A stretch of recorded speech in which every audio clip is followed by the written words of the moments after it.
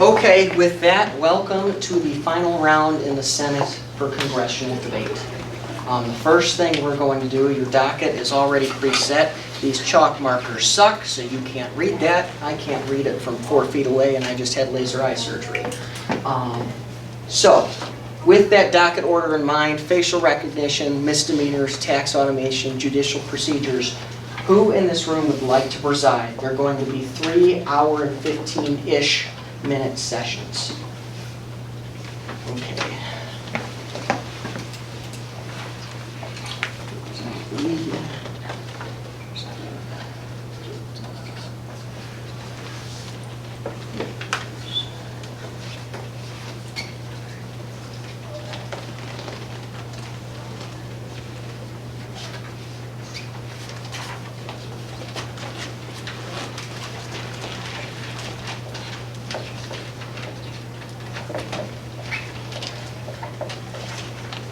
Okay, so we have Representatives Lee, Gupta, Andrews, Bania,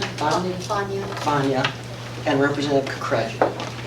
In that order, if you're on the board, stand up and give a 10 to 15-second speech as to why you should be one of the 3 presiding officers. Do not tell us you're going to run a fast, fair, and efficient chamber, because that's what everybody does. I can't do that. Representative Lee. Good morning, I'm Representative Lee. If you recognize me, you know that I run a pretty fun chamber. And so today, this is my last tournament as I'm a graduating senior, so I just want to have a lot of fun today, and good luck to all of you. Representative Gupta. Hey everyone, Representative Gupta here. I presided some of you in the previous rounds, so you know how I preside. I try to keep a fun chamber, so vote me. Representative Andrews. Hello, I'm Representative Andrews. I have also presided earlier this tournament, so I hope if you recognize me, you vote for me, and I hope if you don't recognize me, you can assume that I'll run a fun chamber for you all. I've been doing Congress for 2 years. Representative Bania. Hi everybody, this is my second season in congressional debate, and I have PO'd for I think pretty much like 90% of it. I've seen I think most of you in chamber before as well, so if you know me, you know that I like to run pretty quickly, and that's what we're going to do here. Hi, my name is Representative Kukreja, spelled K-U-K-R-E-J-A. As the party said, I'm going to run the fast, efficient, and smooth chamber. But most importantly, I'll make sure that everyone here gets heard and we have a fun time. So vote for Representative Kukreja. Thank you. Okay, between one of those 5 fine individuals, write their name legibly on a piece of paper and fold it once. Pass it forward and to my right, your left. Representative Waters will end up with all of them. And then hand you.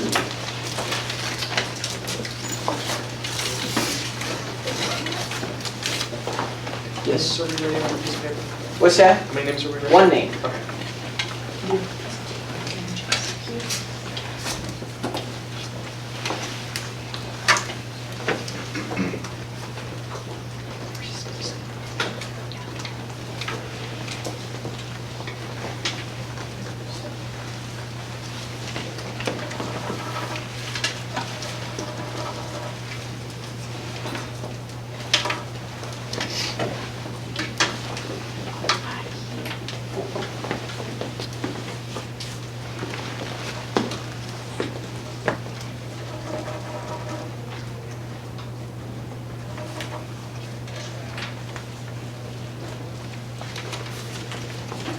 Thank you.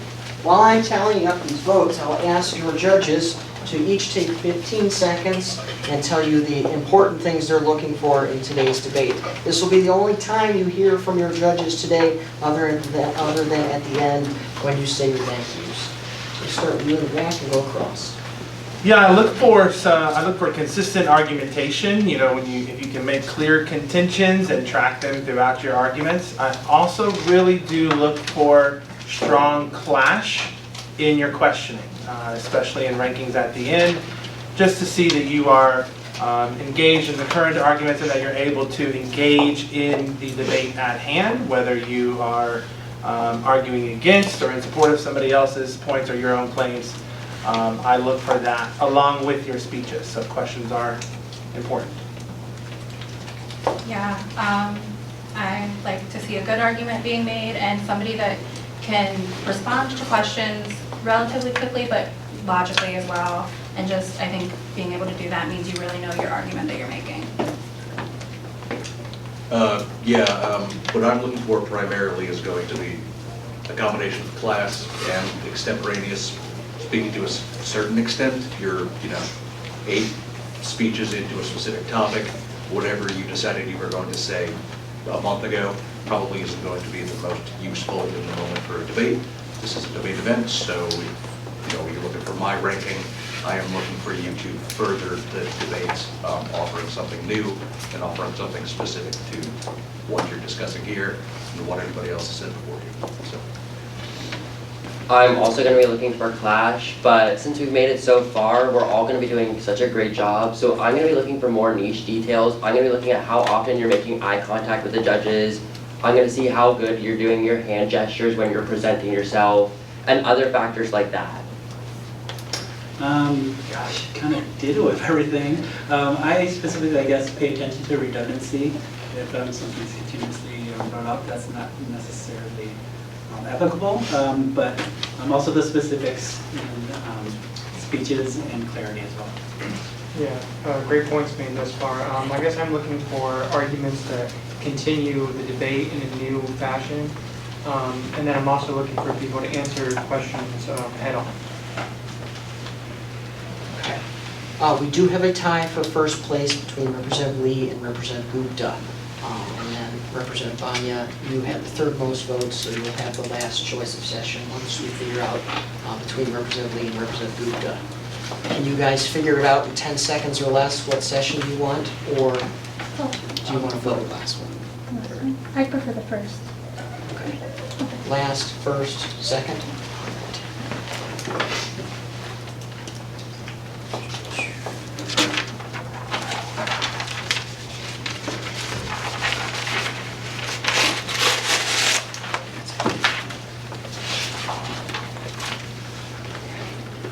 You're first. Okay.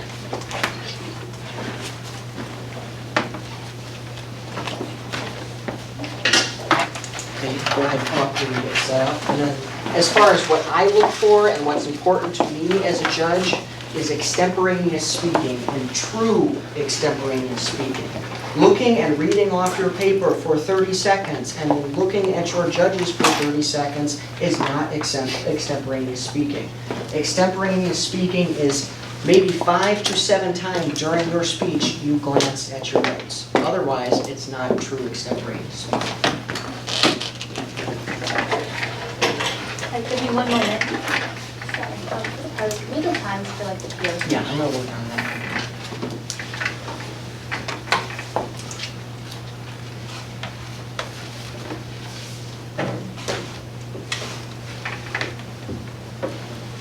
One last thing I do have to say, only because we talked about it in semis, nobody should be using your electronic device in this room to communicate with anybody else in this room or anybody outside of this room.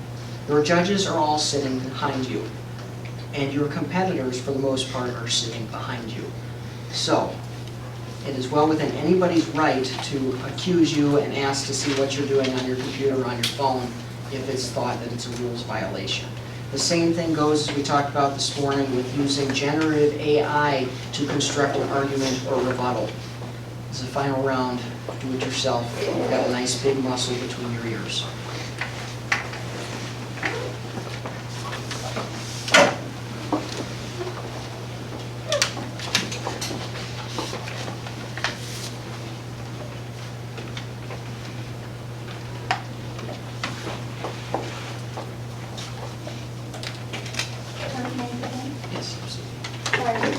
Again, this is Representative Lee. Thank you for electing me to be your presiding officer of this first session today. I just want to say congratulations to everyone. I mean, I know a lot of you, so I think that it's really cool to see you guys all here today. And to start with my parliamentary procedures, for speeches, it's 1 tap at 2 minutes, 2 taps at 2 minutes and 30 seconds, 3 taps at 2 minutes and 55 seconds. Then from 3:05 to 3:10, I will gavel you down until 3:10. You will get a harsh cutoff.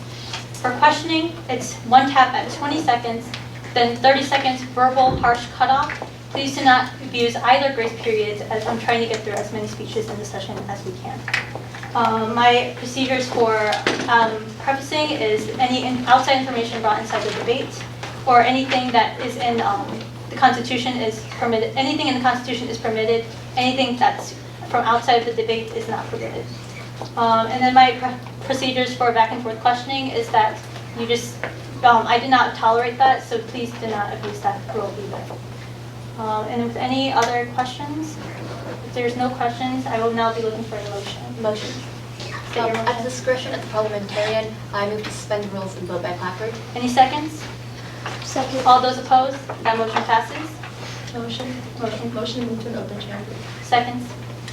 Any opposed? That motion passes. All right. Motion?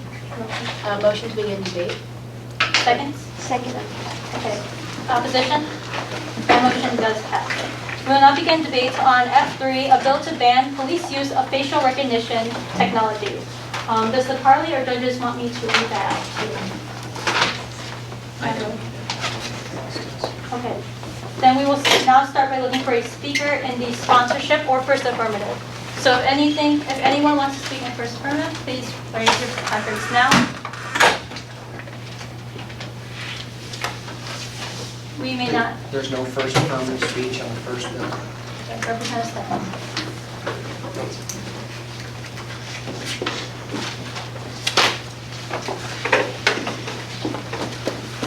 Hello, I'm Senator Stefan.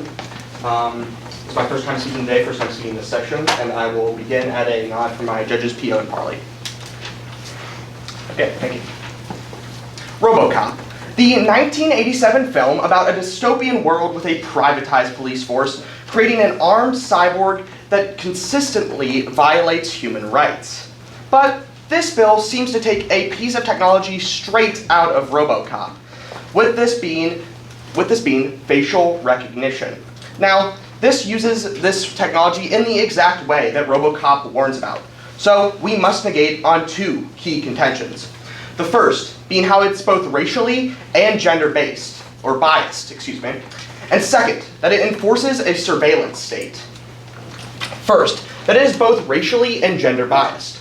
Now, these systems of facial recognition are often flawed, with them only being trained on certain groups of people most oftenly, and are usually not well equipped to handle certain populations of people in terms of facial recognition.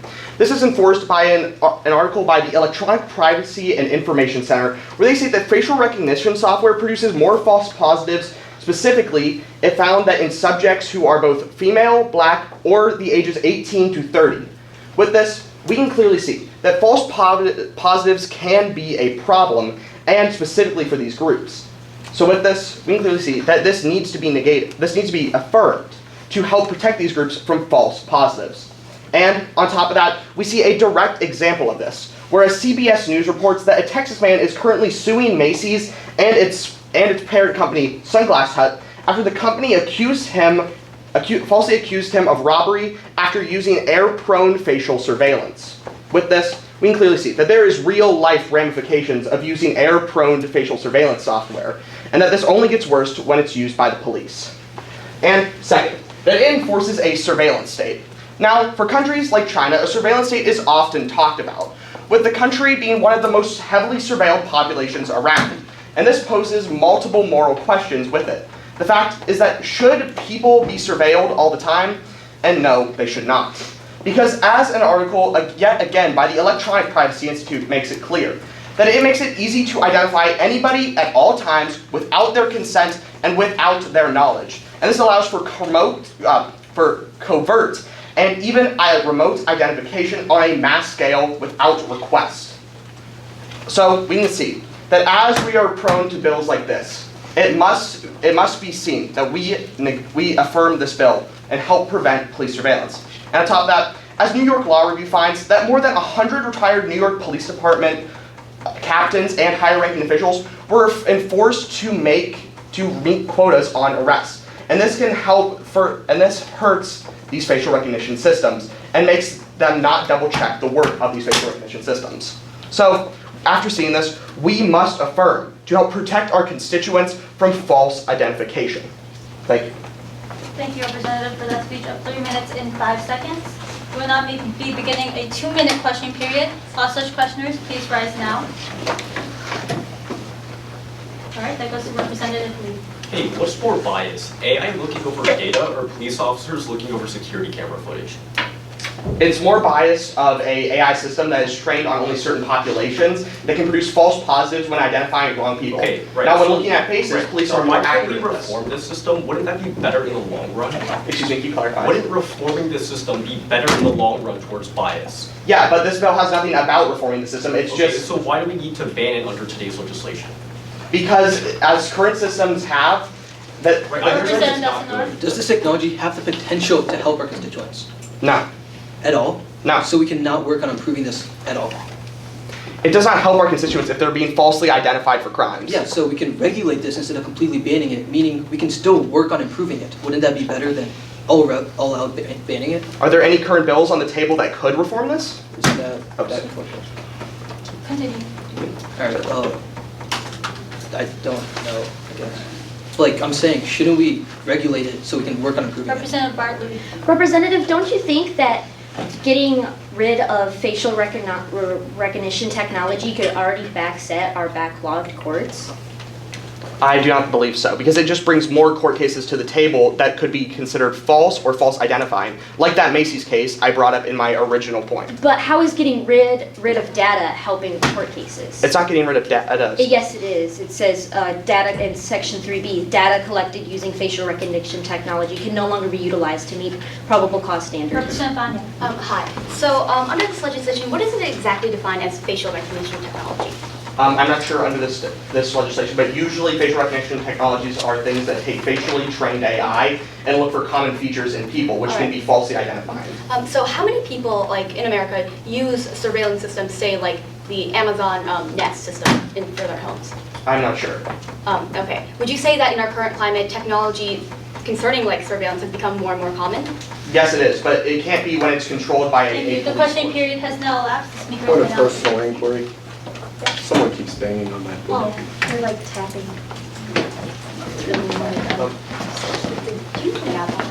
Oh, yes, thank you. Mr. Chair.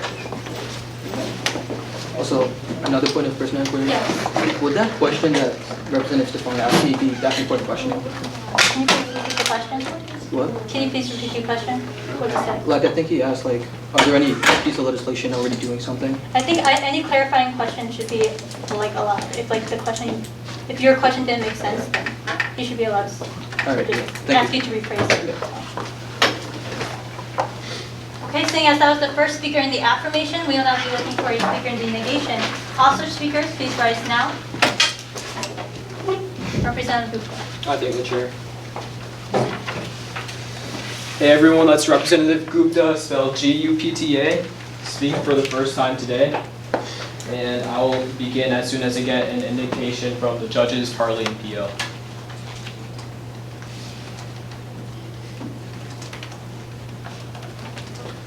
Robert Williams spent days in jail after being misidentified by facial recognition technology used by the police.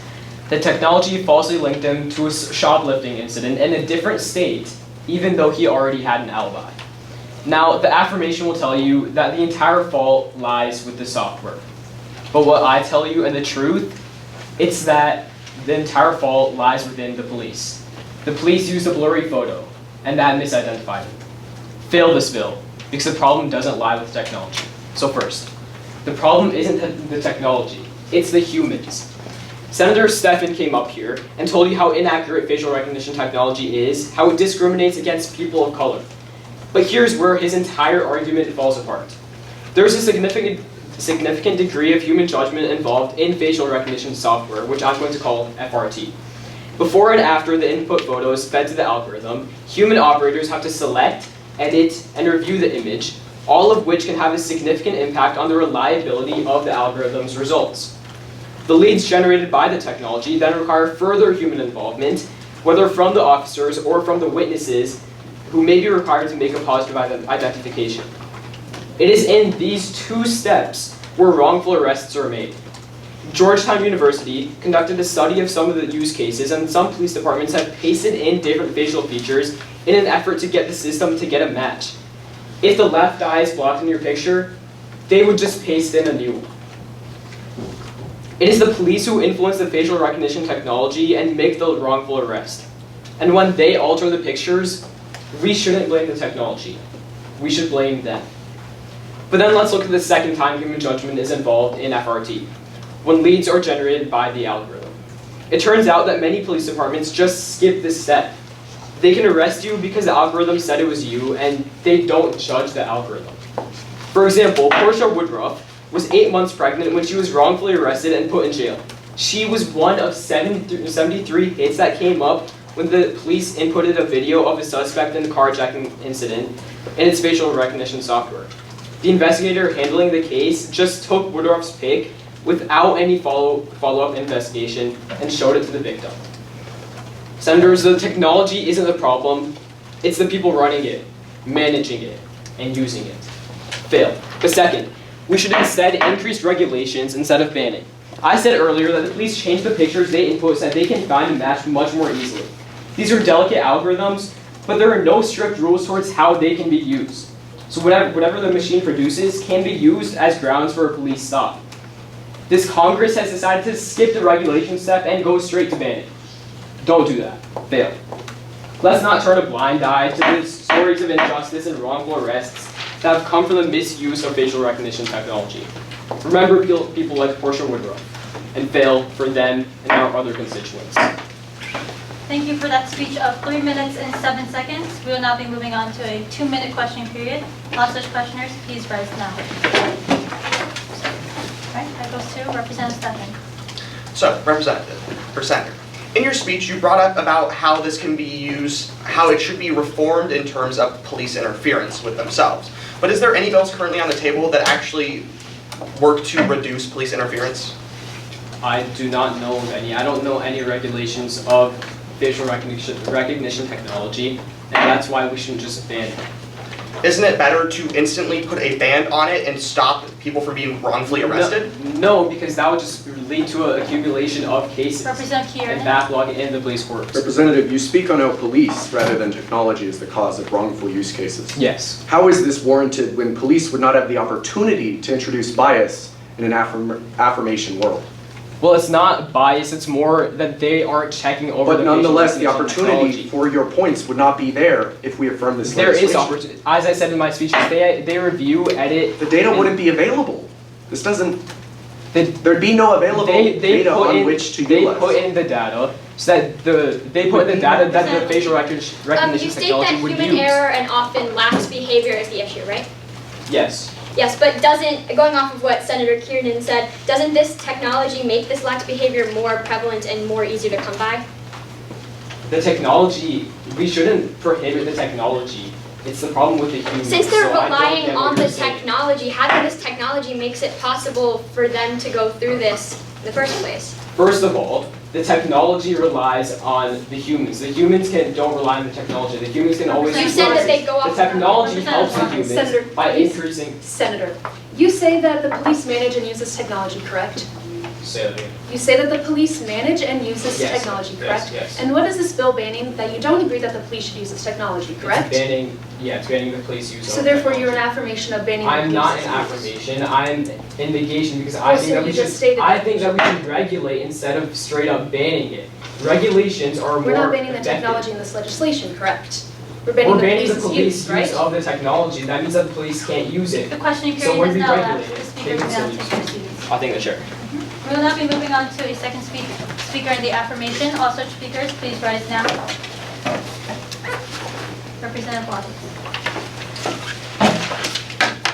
I'm Representative Waters. This is my first time speaking today, first time this session, and then whenever judges, party, PO is ready.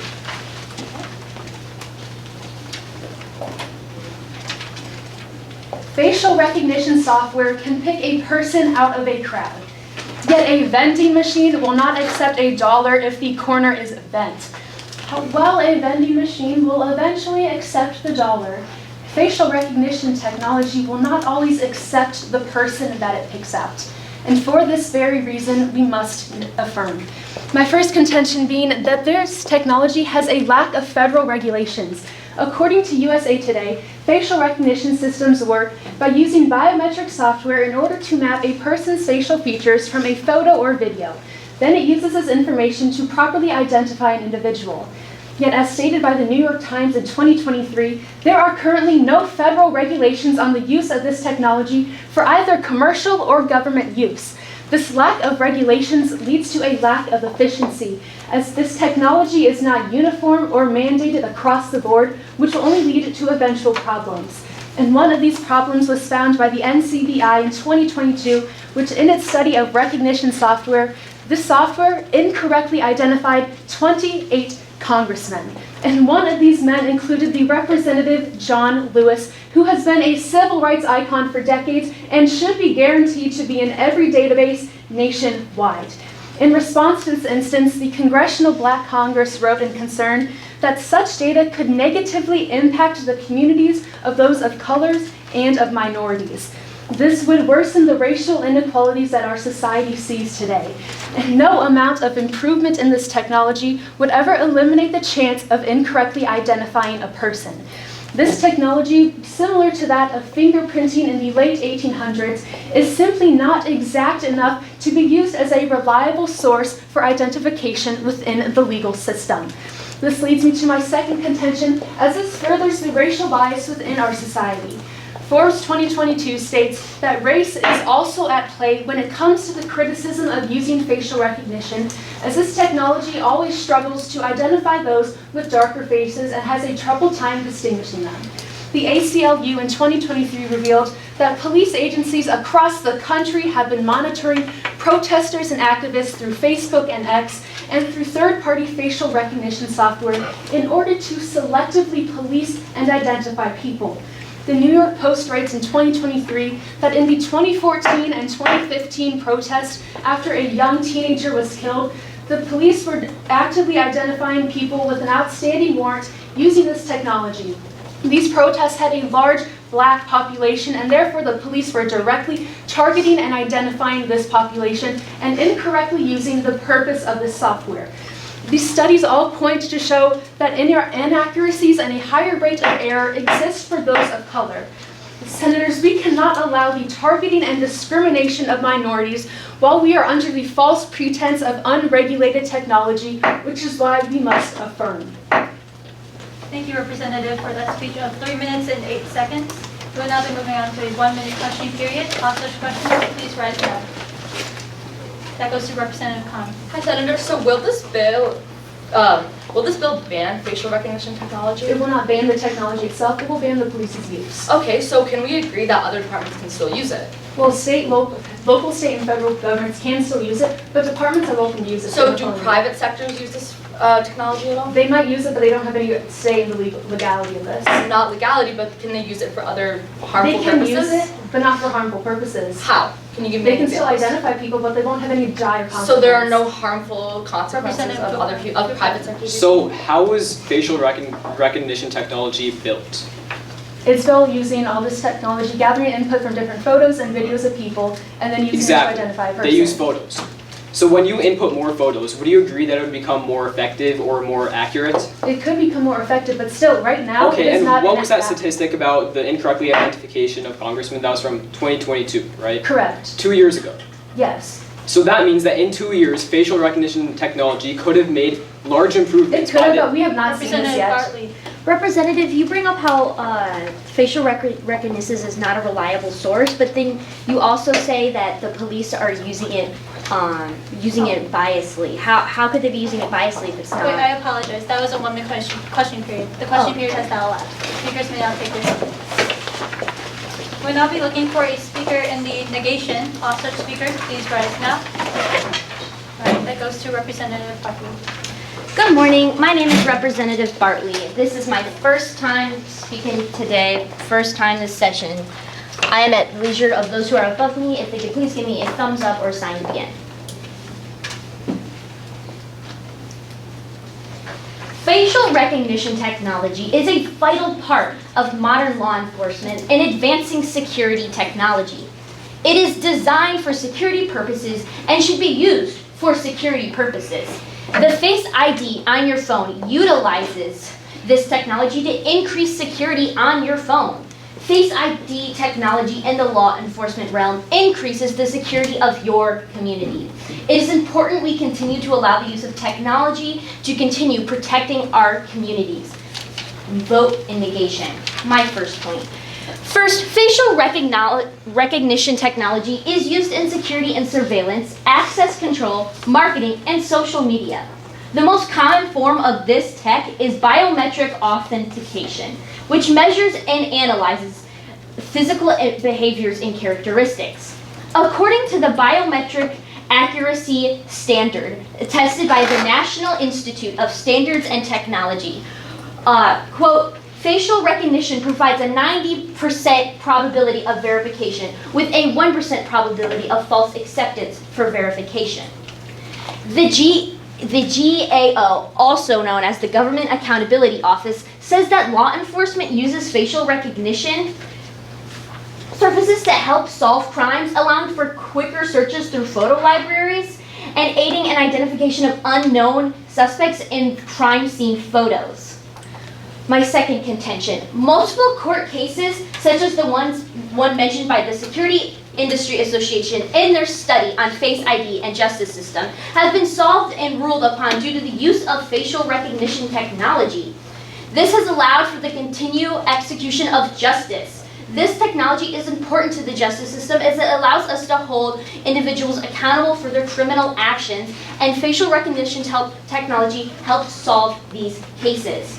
With an error rate of less than 10% according to Columbia law, whereas the standard false conviction rate without face identification is 20%, depending on the state. Facial recognition technology is extremely beneficial to reducing the false conviction rate against promoting proper justice. In Section 3, subsection B, has the potential to make already backlogged courts significantly worse. Senators, our court system is already behind. We're already behind in our cases, and by making the data collected using facial recognition technology unable to use, we are setting back way more cases and putting our court systems into much more debt. High-stakes environments, such as confidential information storage rooms, employee-client record rooms, and more, are turning to facial recognition technology to gain access as an added security precaution. This is why we negate today's legislation. Thank you. Thank you for that speech of 3 minutes and 10 seconds. We will now be moving on to a 1-minute questioning period. All such questioners, please rise now. Okay, among those standing, that goes to Representative Talada? Talada, correct. Talada. Okay, so Representative, what would you have to say about immigrants deported by ICE agents in your community?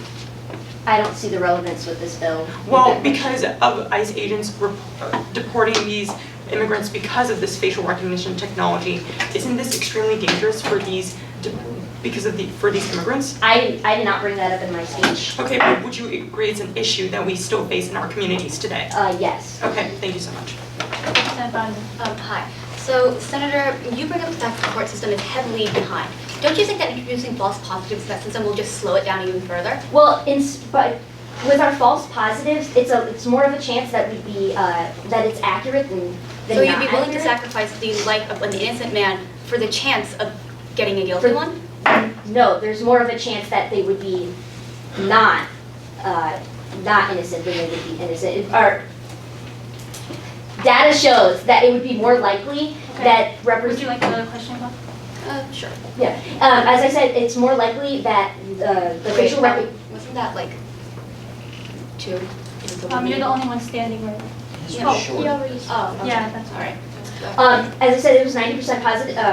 It was 90% in a survey showing that these were The question correct period has IDs. now elapsed. I finished. We will now be moving on to a third speaker in the affirmation. All such speakers, please rise now. Representative Dasimar. I thank the chair. This is my first time speaking today, first time this session. For the judges, that is D-A-S-A-N-O-O-R. And I'll begin with a nod adjuster from the judges parliamentary.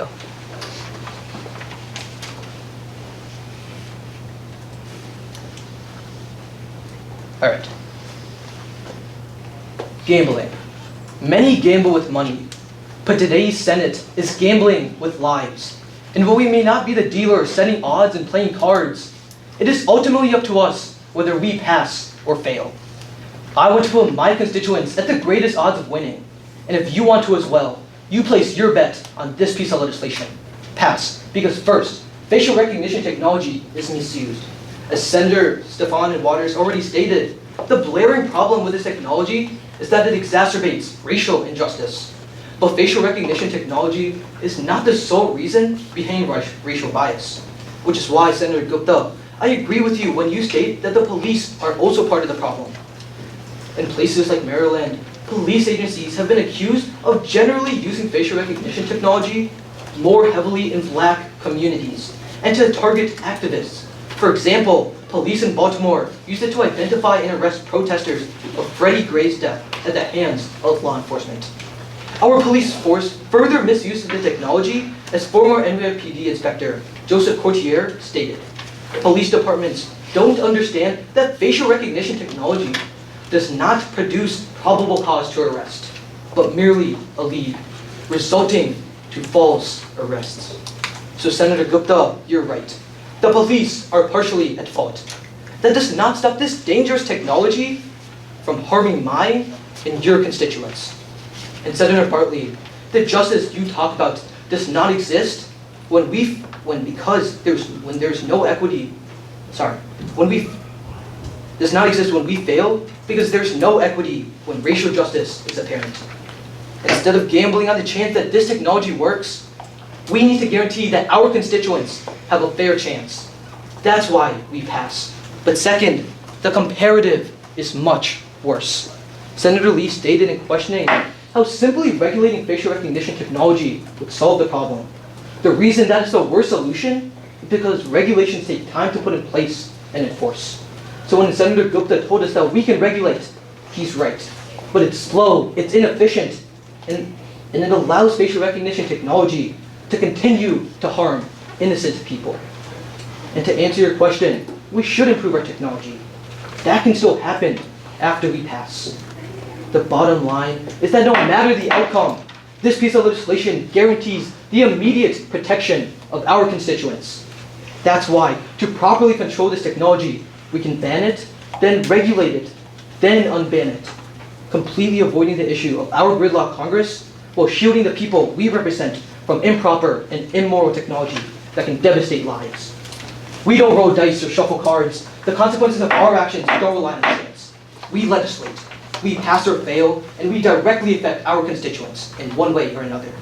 And when the future of the people we represent has even a small chance of being put in jeopardy, we need to pass. Thank you for that speech of 3 minutes and 10 seconds. We will now be moving on to a 1-minute questioning period. All such questioners, please rise now. Among those standing, that goes to Representative Lee. Hey, so does facial recognition technology in law enforcement only apply to just like arresting people? It can apply to many scenarios. Right, so if it's used to isn't it used to find missing individuals? Sure, Representative. Okay, so what happens when you ban that technology? When we ban it, we stop police from misusing this technology, putting innocent people in jail. If I'm trying to find a missing individual, how can I just misuse that technology? Yeah, that's why I said we could ban it, then regulate it before unbanning. We need to provide the immediate protection of our constituents. How do you ban something and then just regulate it? Like I said, we're not banning the technology, we're banning the use of police using Representative Khan. Going off the same line of questioning, why would we ban before regulating? Wouldn't that just set us back? Because when we regulate it, it takes time. And that is time that we shouldn't... Sure, so shouldn't we start regulating? Why would we ban it first? So police stop using this technology and hurting innocent people. Are they not using it for good as well? They are, but there's a large portion that isn't. By how much? I don't know the statistics, but I know that innocent people are going to jail. Alright, seeing negligible time, the chair will now absorb the 6 seconds and the question period has now elapsed. I thank the chair. Of course. We will now be looking for a speaker in the negation. All such speakers, please rise now. That goes to Representative Andrews. I thank you, Chair. Hello, I'm Representative. On the way. I'm Representative Andrews, speaking for the first time today, first time this legislative session. So with the signal from all those who are above me, I'll begin.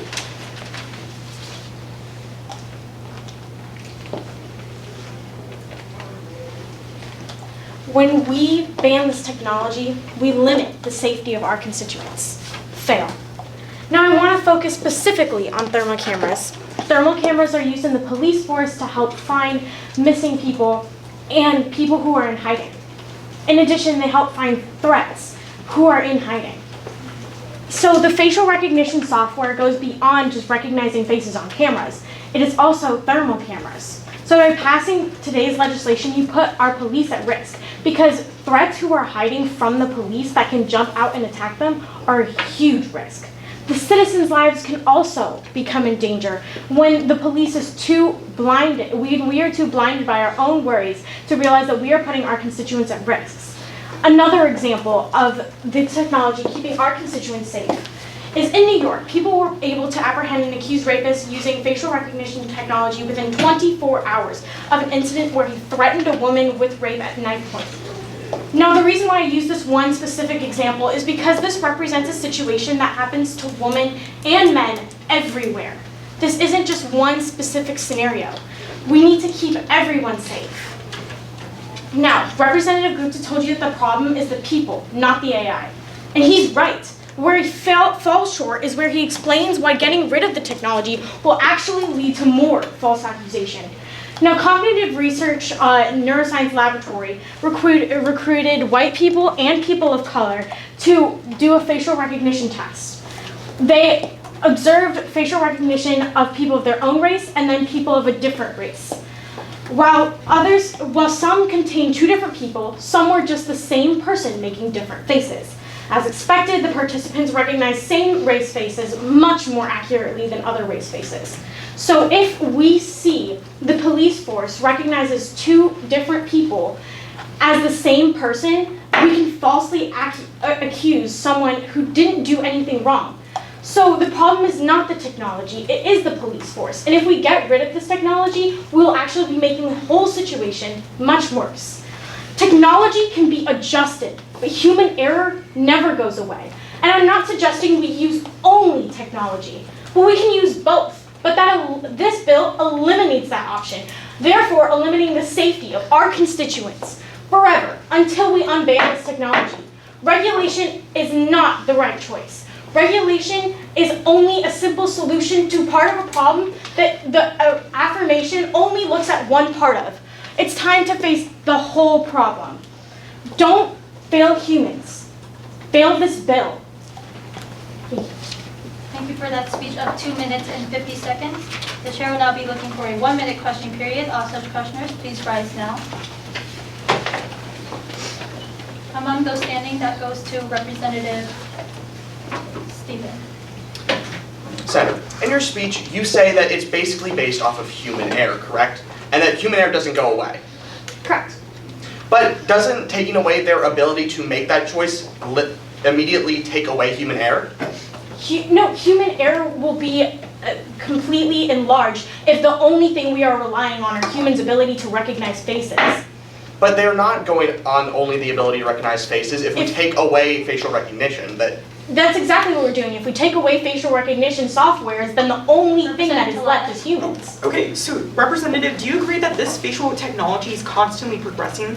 Exactly. Yes, so yes, wouldn't you agree that it has its faults and it should not be trusted to detain constituents all across the country? Humans also have faults. What I pointed out in my speech is that we are not solving any problem by changing from one fault to another, especially the fact that the second fault never changes and we can evolve away from the first But fault. humans have created this, and this is also something that we need to take in consideration, correct? Humans created this, and that's why humans can evolve it. The speakers may not speak their speeches. I thank the chair. We'll now be moving on to a speaker in the affirmation. All such speakers, please rise now. Among those standing, that goes to Representative Lefebvre.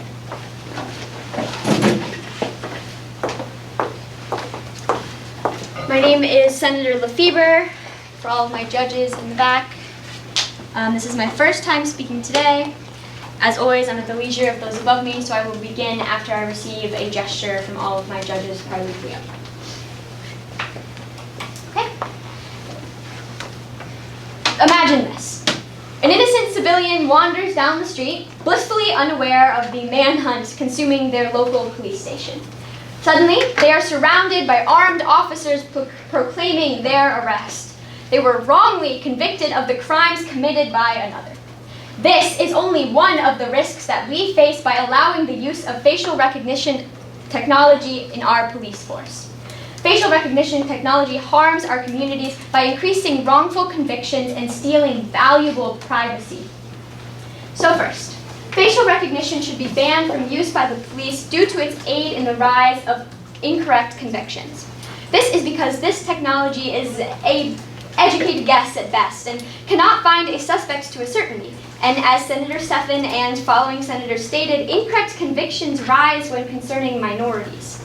The Innocence Project in 2023 affirms that artificial intelligence is unreliable and biased. A study by the National Institute of Standards and Technology concluded that Black and Asian people were 10 to 100 times more likely to be misidentified than white people. The Institute, along with other independent studies, found that the system's algorithms struggled to distinguish between facial structures and darker skin tones. Law and Crime News 2023 gives the example of Portia Woodruff, a Black woman who at 8 months pregnant was wrongfully accused and jailed for robbery and carjacking. The suspect was not pregnant, and the police force used an 8-year-old ID to identify Woodruff and convict her. Is this how we should be treating our innocent civilians? Stealing their dignity and their comfort needlessly? But our invasion of their rights doesn't end there. That leads me to my second point. Facial recognition technology suggests an incredible invasion of privacy, as our newest technology is capable of tracking our whereabouts. National Academics 2024 details a report that facial recognition technology interferes with the values embodied in U.S. privacy, civil liberties, and human rights commitments, even if it doesn't explicitly violate constitutional rights. Now, to look at exactly how this technology interferes with our privacy. The American Civil Liberties in 2023 states that facial recognition technology gives the government the ability to track our faces at protests, rallies, places of worship, and much more. This technology is loosely regulated at best, and the U.S. has implemented few guidelines for this usage. Allowing these abilities to be used at the discretion of the individual poses an unprecedented threat to our privacy and our safety.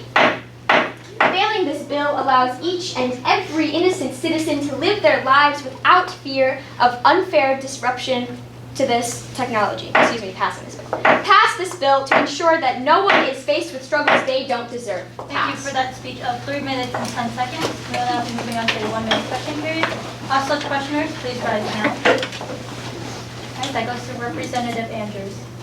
So you stated in your speech that technology is just educated guess, right? Yes. Is human facial recognition for the human eye also not just an educated guess? As others stated, that's not the only thing that police forces would be going off of if we ban this technology. However, isn't it better to use every single resource we have to make sure there's little errors? Not when our resources are causing errors in the first place. But the use of this technology doesn't stop us from using the other things in addition, correct? Can you rephrase, sorry? Just because we're using technology doesn't mean you can't also use Seeing as people are a large part of the problem and we can also improve the technology, why should we outright ban it? Because if we're hoping to improve the technology, which I do agree is an admirable goal, we are still using this technology. And I can't vouch for the timeline of such improvements, but as we're improving, we are still putting innocent people in jail unnecessarily. Do you think improvement will stop if we ban it? No, I think that it may still be improved as people may believe that they can still get money off of it in the future. Question period has now elapsed. The speakers may now take their seats. I think the chair. We will now be looking for a speaker in the negation. All such speakers, please rise now. That goes to Representative Lee. All right, thank you. Hey everybody, it's Senator Lee, T. Lee, not to be concerned, mixed up with Kaylee, my long-lost sister. Any education, I'll begin. Judges, you'll probably get this on the pen, okay? You'll good.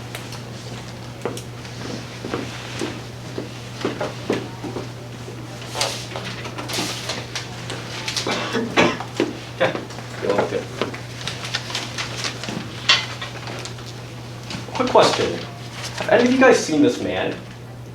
You'd be lying if you said no, because it's me. These hand-drawn portraits look more like Picasso's than actual people. But when you pass today's legislation, instead of highly advanced AI algorithms, we go back in time to cartoons. That is why I am so proud to fail today's legislation. Now, this entire debate has been on whether or not the benefits of this facial recognition technology outweigh its harms. But I want to reframe this debate and actually tell you what an affirmative world looks like. It looks like witness accounts in Picasso's. It looks like officers, instead of using highly advanced AI and just going off of vibes. Now, Senator Andrews tells you humans are equally as worse. I want to empirically prove this. A study by Horowitz and Flint at MIT found in March of 2021 that an AI algorithm running facial recognition technology can reduce bias by up to 35%. A study by the Center for Strategic and International Studies furthers in July of 2021 that facial recognition technology has been shown to reduce false arrest by 25% in Chicago, 37% in Atlanta, and 42% in New York. Behind every statistic is another individual waiting behind bars. I won't stand for that, and neither should you. But next, Senator Stephan, sure, the status quo isn't perfect, but at least it's improving and getting better, whereas police officers in these eyewitness accounts aren't. I would rather have a world where we can take strides towards ending bias rather than just falling back on human error. Now next, Senator Stephens, Waters, and DeSanor, you see more abuse of power with the police when you pass today's legislation and just go back fully to the police. Senator Stephan, you worry about a lack of privacy, but understand that still materializes when we fail. Brookings writes in April of 2022 that most of the data obtained right now doesn't come from law enforcement agencies, it comes from the private sector, which sells this data to the law enforcement agencies. Companies aren't just going to stop collecting data because law enforcement isn't their only vendor. And second, all security cameras aren't just going to shut down overnight. Senator Waters, DeSanor, you worry about a lack of regulation. We are Congress. If you want more regulation, we can give it to you. If you're worried about privacy concerns, enact stricter privacy regulation. If you're worried about racial bias, enact regulation that ensures that only equally represented datasets can be used in these algorithms. But everyone in today's debate can agree on one thing. The police are bad. But when you improve this technology, it acts as an accountability measure in the long run, because an AI system can decrease in bias faster than our society can. But at the end of today's debate, it's only the affirmative that needs to be drawing their mugshots, because passing today's legislation is a crime. Thank you for that speech of 2 minutes and 55 seconds. We will now be moving on to a 1-minute question period. All such questioners, please rise now. All right, that goes to Representative Waters. Okay, Senator, you agree that AI should just be used instead of police, correct? I would you argue firmly in the long support run, that? AI is better than police. So you say that AI is better than humans, but who creates the AI? I empirically prove that too. Who creates the AI? Humans. Okay, so you're saying that a human-created thing is better than humans. I empirically prove that to you, that right now in the status quo, it's been shown to be better. So therefore, do you want to eliminate all human positions in the rest of the police and law enforcement agencies? No. Then why do you think AI is better than them? Because AI doesn't, AI doesn't replace jobs. AI still is error. So, in your speech, and as other senators have said, that it's currently using human error to identify and pick out results of AI, correct? Okay. This facial recognition technology has its own problems, but we can reform it in the future, and I just empirically prove to you that it's better than what we have right now. It's better than the alternative. Would you agree that when AI is used, it sends out a list of candidates of who it possibly could be? Maybe. I don't know how AI, this technology works. I don't know how The police questioning use it. period has now elapsed. The speakers may now take their seats. We will now be looking for a speaker in the affirmation. All such speakers, please rise now. That goes to Representative Talata. Thank you, Chair. Hello, my name is Representative Talata. This is my first time speaking today, first time this session. At the leisure of the parley, the PO, and the judges ahead of me, I may begin. Since the early 2000s, technology has increased to a substantial degree. With the introduction of artificial intelligence, renewable energy sources, and new medical devices, We now have facial recognition even on our iPhones as of 2018, but the implications of facial recognition are actually detrimental to our society today, especially the police force, because of my two main contentions. First, it ruins the privacy of the constituents of the United States. And second, vulnerable socioeconomic and racial groups are put in the ultimate peril. First of all, the police force is already impeding on the privacy of US citizens, but we have to take a look at how facial recognition further exemplifies this. The Legislative Coordinating Commission states that it enables the automated and indiscriminate live surveillance of people as they go about their daily business, giving authorities the chance to track your every move.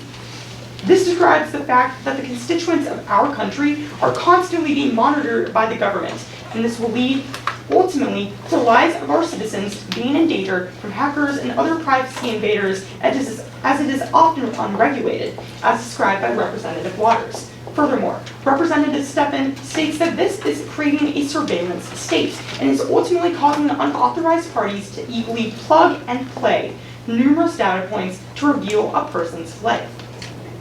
In addition to this, facial recognition, whether it be skin texture analysis or thermal cameras, can definitely target vulnerable individuals, as Representative Water describes, based on both socioeconomic and racial standards. To start off, controversial organizations such as ICE can be aided by facial recognition. Representative Lefebvre strengthens this point by saying that African and Asian Americans are 10 to 100 more times likely to be misdetected than the white population. Even though Representative Lee may say that his tech is 35% more accurate, it shall be thoroughly tested to have confidence to pass this bill. These ICE agents can additionally wrongfully accuse these vulnerable individuals based on the algorithm of technology, as described by Representative Gupta earlier. ACLU of Minnesota says that the technology is within a database and can easily pinpoint the location of immigrants. This can ultimately mark them for detention and deportation on an unprecedented scale. How would you feel if you were wrongly accused, arrested, or deported on the basis of an incorrect, still progressing in technology? Looking at the ethics of technologies like these, it is clear that we need to affirm this bill to prohibit the police force from using technology. I never knew that the iPhone that I bought 2 years ago could lead to the progression of such a dangerous technology. Thank you for that speech of 2 minutes and 58 seconds. We will now be moving on to a 1-minute questioning period. All such questioners, please rise now. All right, among those standing, that goes to Representative Segerson. Hi, Representative. So, don't security cameras exist in the status quo? They do exist. Okay, so then how does your point about citizens feeling monitored still stand? Well, they feel monitored because of facial recognition and surveillance. Yeah, so surveillance cameras already exist. They do exist, but if we were to prohibit facial recognition from the police force, this would help mitigate the results of facial recognition harming our So how is facial recognition, like, can you not recognize a face from a basic security camera? You can, definitely. So how does facial recognition and AI technology? So why should we ban this when in 2 months the technology would be better? Well, technology can become better within a couple months, but sometimes it does take years. This is just an assumption. So we need to take a look at the overall say it becomes long-term. better in a couple months, we would just have to go through this entire process again to make it available. Well, at this moment, we're banning this. And then in a couple months, we'll say that it's still not good enough, and then we just keep it banned. And then a couple months after that, we would still keep it banned. Well, that cycle does not have to continue if we have to negate this Thank you. The program. questioning period has now left. Speakers may now proceed. We will now be moving on to a speaker in the negation. All such speakers, please rise now. That goes to Representative Banya. I thank the chair. Hello there, fellow senators. My name is Senator Banya. I'm speaking for the first time today, first time this legislative session. For the judges, that is spelled B-A-N-I-Y-A. I'll begin when I get a thumbs up for my PO, parley, and judge. And for the judges, I'm seated in seat 2.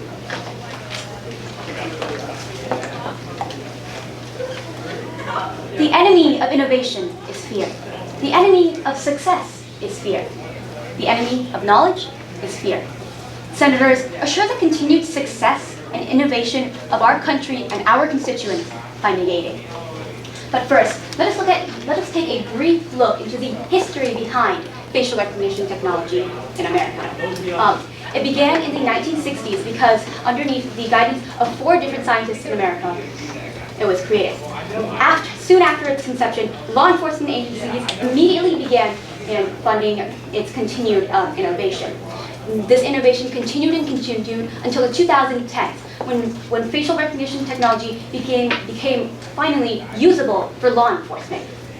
And we see that in the 2011, when U.S. Special Operation Forces used facial recognition technology to identify the body of Osama bin Laden. Now, since that incident, facial recognition technology has continued to expand. 19 out of 24 federal agencies use it in their systems. It is clear now more than ever that facial recognition technology, alongside artificial intelligence, will never truly leave our country. And that is exactly why we need to negate this bill. Because by trying to ban facial recognition technology, we inadvertently put a stop to the innovation of artificial intelligence. And that becomes a problem when you consider the fact that in the world, that compared to the rest of the world, America is falling behind.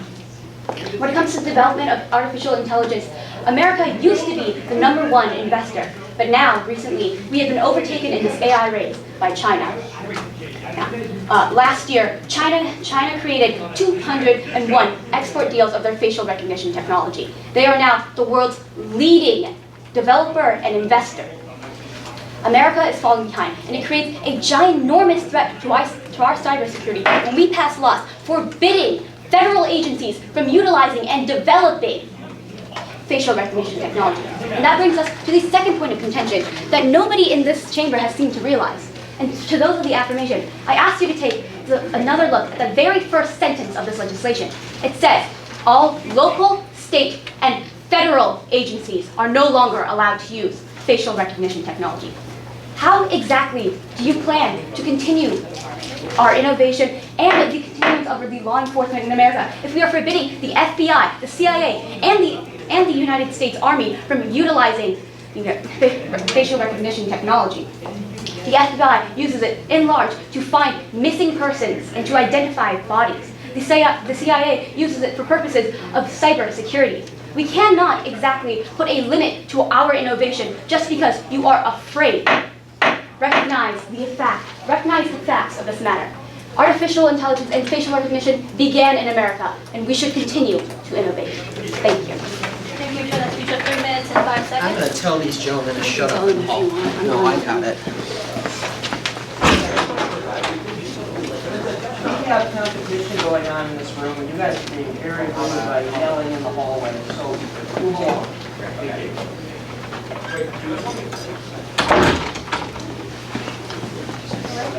We will now be moving on to a 1-minute questioning period. Also, questioner, please rise now. Among those standing, all right. Among those standing, that goes to. Give me 1 second, please. Kieran, Representative Kieran. Considering the fact that the military is not a direct law enforcement agency, does this bill even consider military use? Representative, the fact of the matter is, even if it is not just the military, a lot of different operations of the military are funded. So how does the utilization to identify Osama bin Laden pertain to my constituents and their privacy? Representative, the fact of the matter is that artificial intelligence, along with facial recognition, is a very important part of cybersecurity. Sure, but this bill doesn't concern anything pertaining to military action.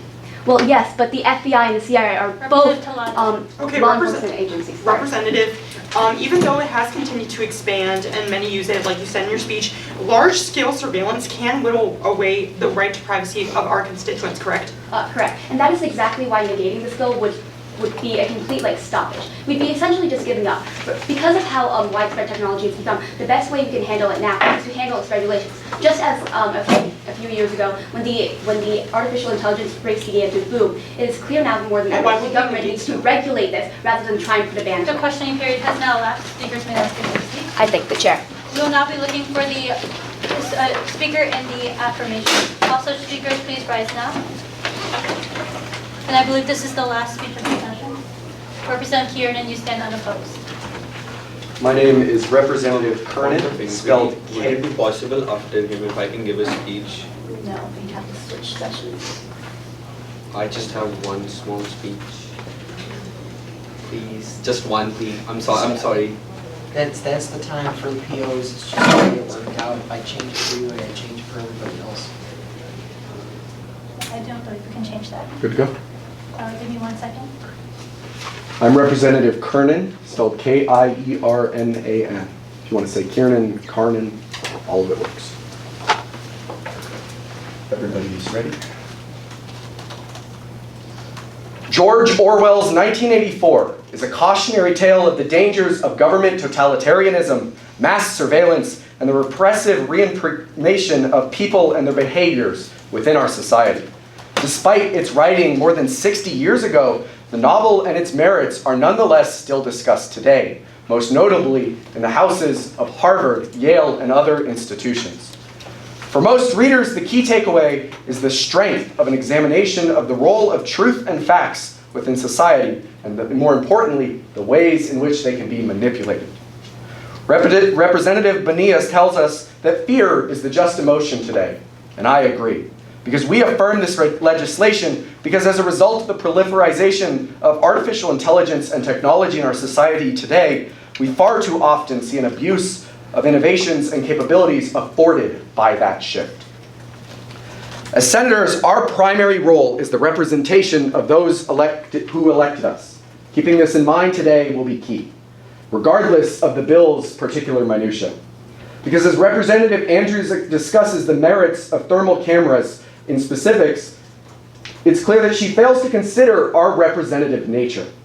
As the Pew Research Center explains, despite a lack of comprehensive data on the proliferation of camera usage in law enforcement agencies, one thing is clear. 7 out of 10 Americans oppose this utilization in our law enforcement agencies. In short, furthermore, 9 out of 10 question the technology's accuracy and are concerned about the possible harmful implications with its theoretical widespread use. Representative Waters admits that people should be our priority, and in this case, I agree. Because Representative Lee tells us that regulation is essential, but he fails to consider its implications. Because as outlined, this legislation rids our society and its policing of truly abhorrent policies, of possibilities of further facial recognition use. Our constituents don't want it, and we represent them. How is negation even an option? But more importantly, this abhorrence of the status quo is chiefly derived from the technology's abuse, specifically by policing. As Representative Stevens and Walters' arguments are strong, but today we must go further. Because Representative Gupta describes that data utilization is key, but fails to understand in questioning that his point furthers our argument that data utilization would not be possible in an affirmation scenario. Representative Taliba tells us and brings up a critical notion. As New America explains, this otherwise domestic issue has begun and ballooned to include immigration and their likeness. Continues that despite their capture, more than 55% of our undocumented immigrants are in facial recognition systems. Affirmation today paves the way for a brighter, more equitable future without 1984-esque facial recognition techniques. Thank you. Thank you for that speech of 3 minutes and 10 seconds. We will now be looking for questioners for a 1-minute question period. All such questioners, please rise now. Representative Kukarija. Hi, Representative, would you agree that AI is evolving every day? Certainly.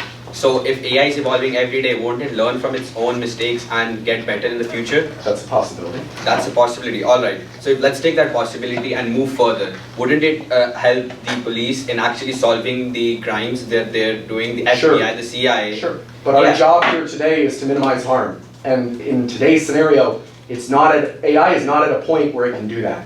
And today, I'm seeking to minimize Could you that explain harm. how AI is not at that point? Representative Banya. Okay, so in your answer to Senator Kukarija just now, you said that we cannot assure the use of AI as long as it is still like this untested, right? Sure. So how exactly are we meant to continue the advancement of AI if we're trying to prohibit our federal agencies, which fund its research, from using it? In laboratories and specific confined scenarios that don't have such serious implications for our constituents and our world. Is the cybersecurity of our nation not a serious priority? Of course it is. Then why exactly would you... Question period has now lapsed. speakers may now take their seats. The Thank chair you, is Chair. now looking for a motion. State your motion. I move to a 5-minute recess to switch fields. Any second? All those opposed? That motion does pass. Thank you for allowing me to be your field this session. Let's take a minute to be back at 3:30.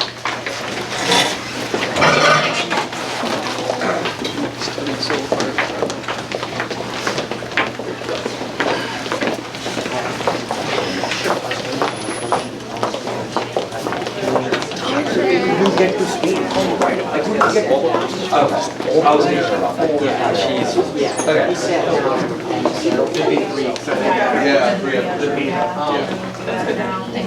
everybody should have a speech. I said, I was scared that we had. I mean, they were. Okay. Start with questions, because that's what we said, and now we none of them is so, please start questions. I would just say.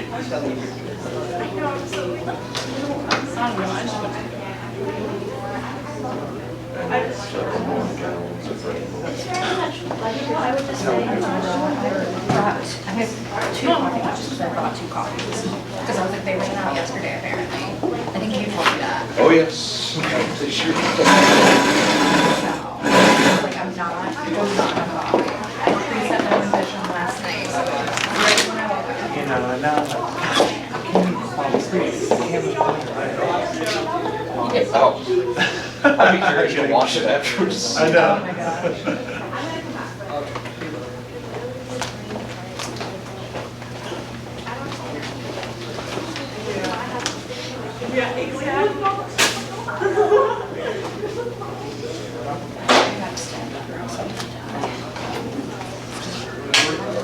What? Those chairs are not comfortable to you? I left high school behind 12 years ago. They're not the schools that we have. That was awesome. It's fine. Otherwise.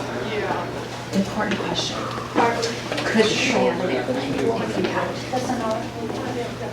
Now listen, I do know this trend. I know this question. So I don't know how I want to answer it. Are there people sitting with the truth? Like, If I'm being honest, Colada than Manya. well, what kind of airplane? Are we talking like C-70 military plane or like a let's right-wing go with a glider? commercial airplane. Oh. Honestly, Sounds like I took the wind out of your sail I'm on like, that. ooh. I was gonna make a wind beneath my wings comment, but that's. I don't. I would probably say I would like to think that I could, but then in the moment I probably wouldn't be able to. That's fair. I would like to think that I could, but if it were like, if any of it required me to know what any of the buttons did, no. If it was just a matter of moving this thing, I don't want to say wheel, because I don't think it's a wheel. What about you? Do I think I could land a plane? Yes. No. Land a plane? Yeah. I don't think if I sit here instead of. Oh, I don't just return it right away. The entire room here. I don't know. No, I certainly don't. But first of all, because they would be like, this is a very, very stressful situation, and I don't do well under pressure.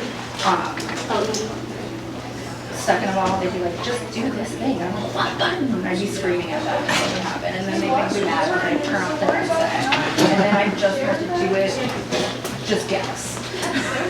That's so messed up. I got you. Yeah. I'd like to think I could.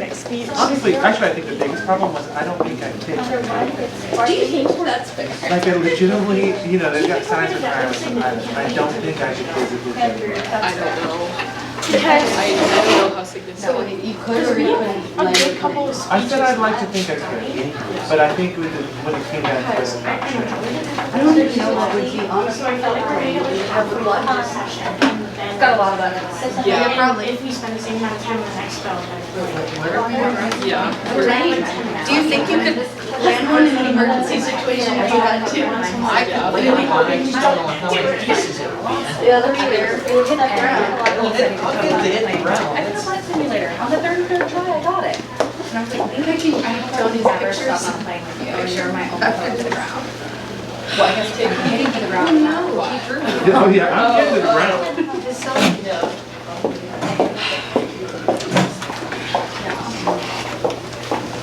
And I have a coworker yesterday.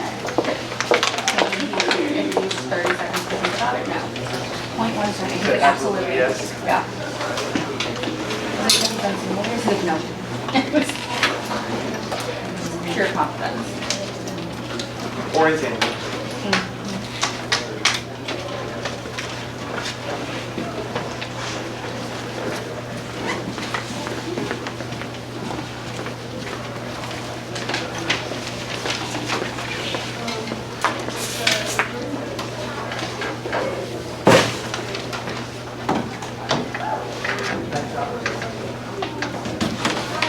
Proud. Good job. Hey, it's my last. There was a lot of upsets. It's like a lot of us who are national parks with our seniors included, we're not going.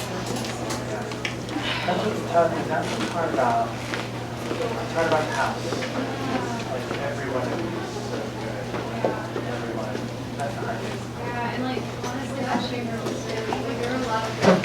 I agree. And we'll take this time. We'll make a lot of things happen. Me and my teammate keep walking in, and we're like, oh my gosh, like, that was so good. I had a number of judges and coaches text me and talk to me and go, oh man, I saw the schematic, I just thought we were about to see, just because they're like, it's going to be a good person. You know what, I'll take that as a compliment. Oh, 100%.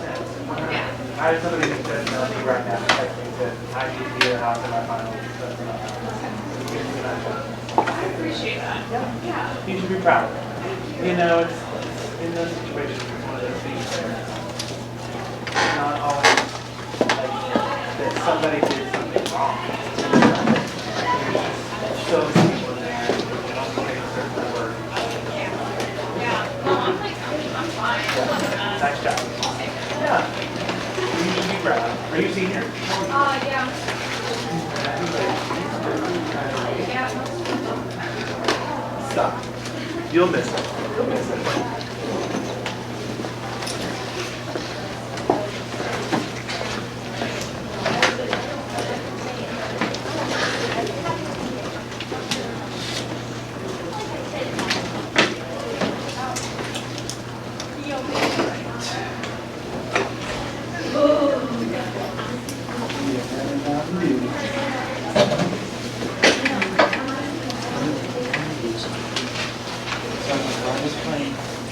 Listen, I will say with full confidence, I'm not a film miserably survivor, but I, in my head, think I can do it. There's no way. I used to be a major survivor, and I just know for a fact that there's not even a reason I should apply. I'm not even applying. I'm catching up on the last couple of seasons right now, and I know in my heart of hearts that I would fail. But every time I want to, I'm like, I can do that easy peasy. Yeah, I can do that.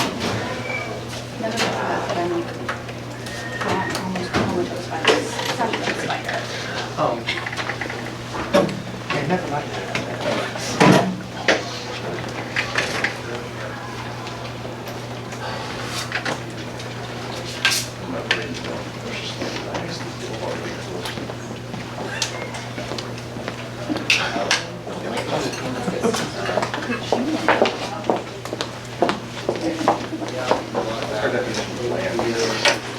Everybody survives. So remember when they were upset about the chairs in the room? They locked the You don't doors have to run. And you got your name on it. I put Rebecca Granada's name, not my own. Somebody else. That's my head coach, yeah. Or my- Is she here? She's in love. See the little thing. There's a bloody with naps when you have naps. I don't know what went wrong. Might as well be nothing. And I also had surgery like 5 years ago. All right, assuming that everybody is back, I think I'll be good to go over my procedures. So I follow standard OSDA guidelines. I will give you 1 tap at 2 minutes, 2 taps at 2:30. I will give you 3 taps at 2:55. I will start gapping you down at 3:05. And at 3:10, I will stand up and verbally cut you off. For questions, I do 1 light tap at 20 seconds and a hard cutoff at 30 seconds. I will not allow the speaker or the questioner to finish their statements. Once the gavel taps, we'll immediately move on to the next questioner or the session will end. For prefacing, I define prefacing as anything that is not common sense, like the fact that my suit is all black, or anything that is not a famous Supreme Court case, like Brown v. Board of Education or Roe v. Wade, or anything that is not known within the Constitution, like the First Amendment. For back and forth questioning, I will give you like a verbal warning if you do. Just please try and avoid it. Rhetorical questions, I believe, are allowed, but during questioning, the speaker will need to ask, the questioner will need to ask questions. Please don't make statements. If you try, just frame it as a question. I believe that should be everything, so does anybody have any questions? All right, I don't believe we need a motion to resume. So, seeing as we left off on, I believe, an affirmation speech, the chair seeks a speech in the negation. Any other speakers, please rise now. That would go to Representative, I believe, Cooper. I thank the chair. My name is Representative Kukreja, spelled K-U-K-R-E-J for the judges. This is my first time speaking today, first time this session. As I'm always to the leisure of those above me, I'll begin once I get any indication from my parley, PO, and the judges. Okay, I'll begin shortly. If there is one thing I know teachers absolutely hate, it's grading.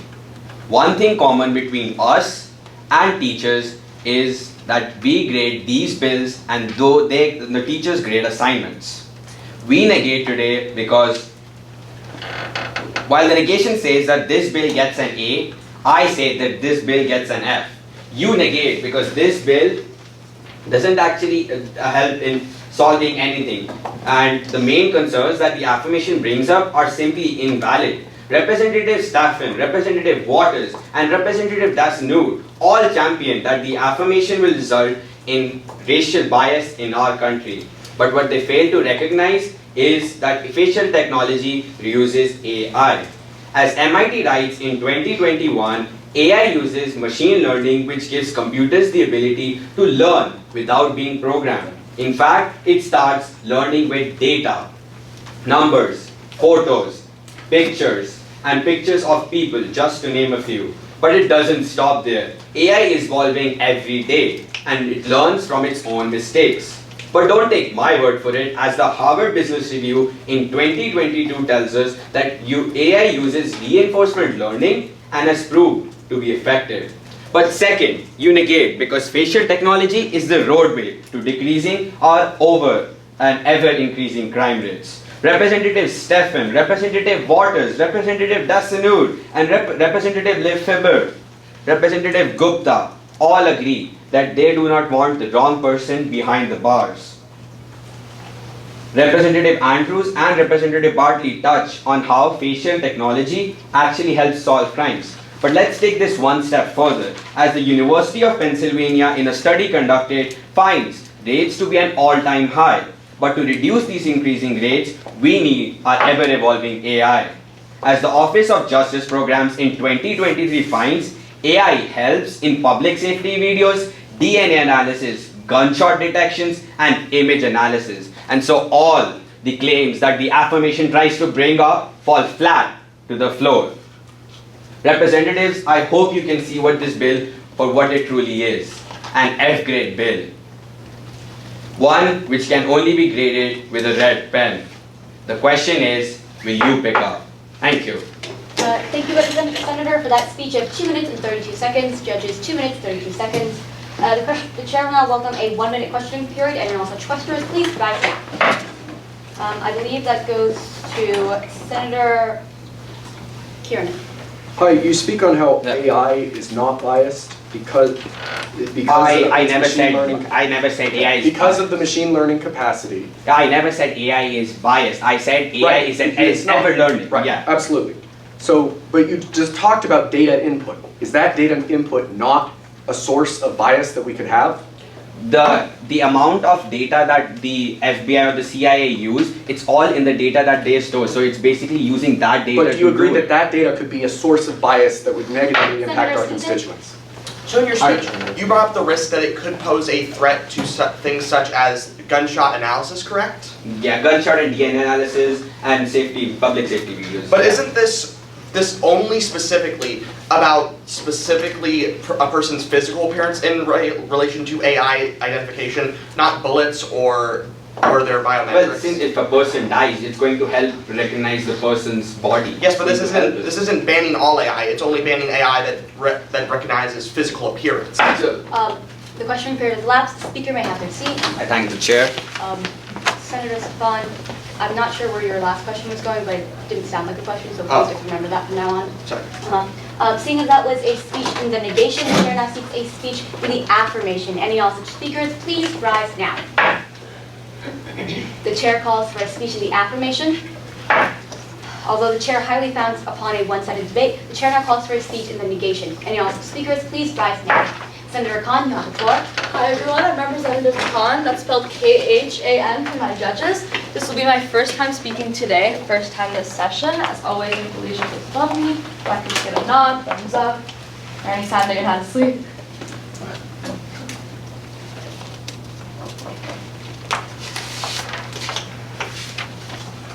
Christmas 2023 was overtaken by the craze of the Dyson Airwrap, a popular hairstyling tool.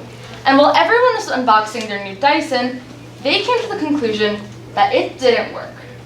What a waste of money, right? But the problem wasn't with the tool. It was the incorrect way that people used it without even learning the settings. This is the same in facial recognition technology.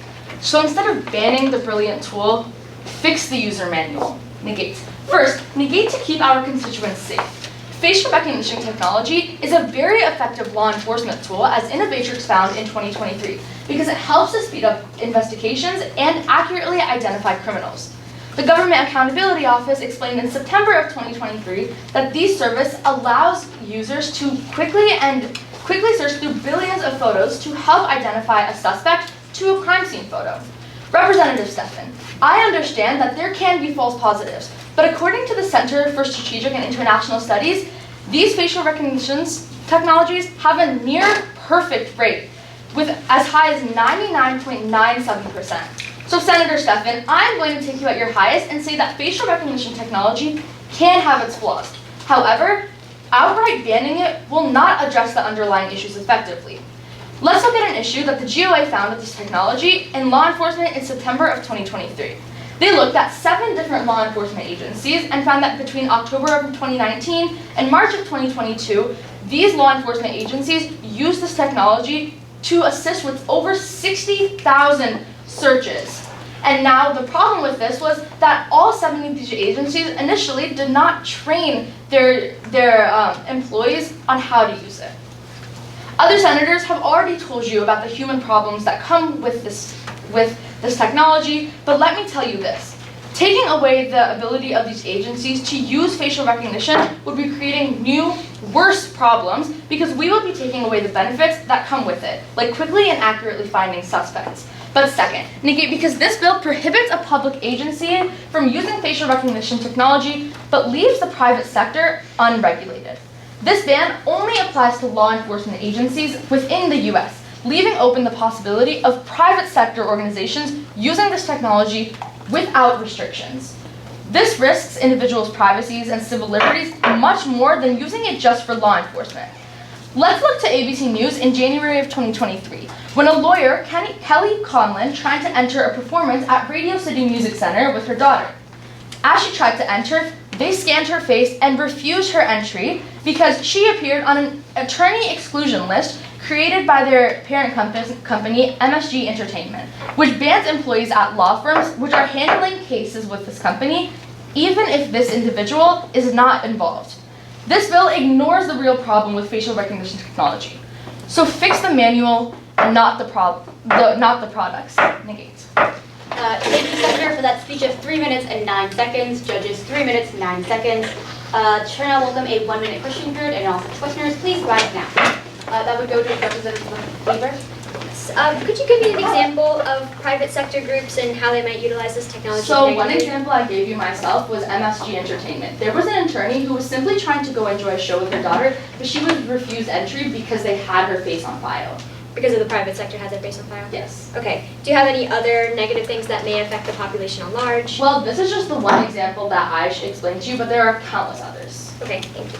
Representative Waters? Okay, Senator, you open up with how people are incorrectly using this tool, correct? Yes. So you're saying that people in government agencies are the problem with this bill, correct? Yeah. So you would agree that the government agencies should not be using this technology, correct? No, I think that they should be. However, I think they should be better trained in it. The problem is not the product, the problem is how they are learning to use it. The problem is still the user, then the user should not be allowed to use this So product. the user should actually be able to be more trained in it, because this AI can be used in so many better training, ways. does it, correct? Well, this bill, when we're banning it outright, Seeing then next we little cannot time figure it left in out. question period, the chair will so for the meantime, the speaker may have their seat and take the chair from. Seeing as that was a speech in negation, the chair still seeks a speech in the affirmation. Any also speakers, please rise now. Any more affirmation speakers? Okay, seeing none, the chair now calls for a speech in the negation. Any also speakers, please rise now. Motion recognized. Motion to move to previous question. Any seconds? Any in opposition? Seeing none, that motion does pass. We'll now move to vote on piece of legislation F3, the facial recognition bill. Okay, so all those who wish to affirm, please raise your placards and then put them down once I've counted you. So again, those who wish to affirm, raise your placards. I count 1, 2, 3, 4, 5, 6.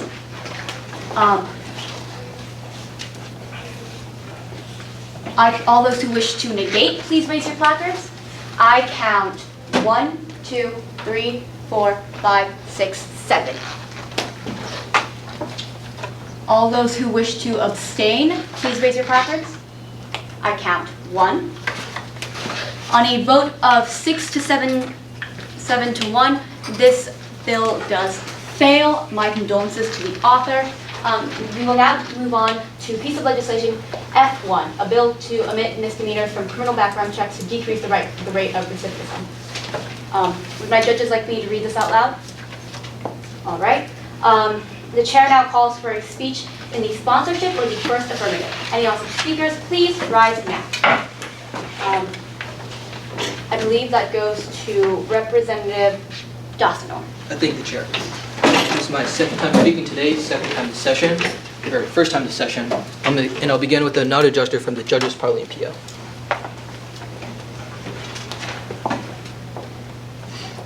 Alright. Jail time is the punishment, yet their record remains forever.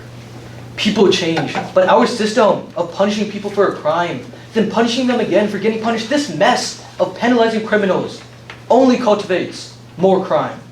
That is why we must pass today, because first, a cleaner record paves the way for less recidivism and even less death. And if it is a fact that people get judged based on their criminal records, whether it means applying for a job or trying to buy a car or house, simple necessities are made exponentially harder to obtain and maintain because of a tainted record.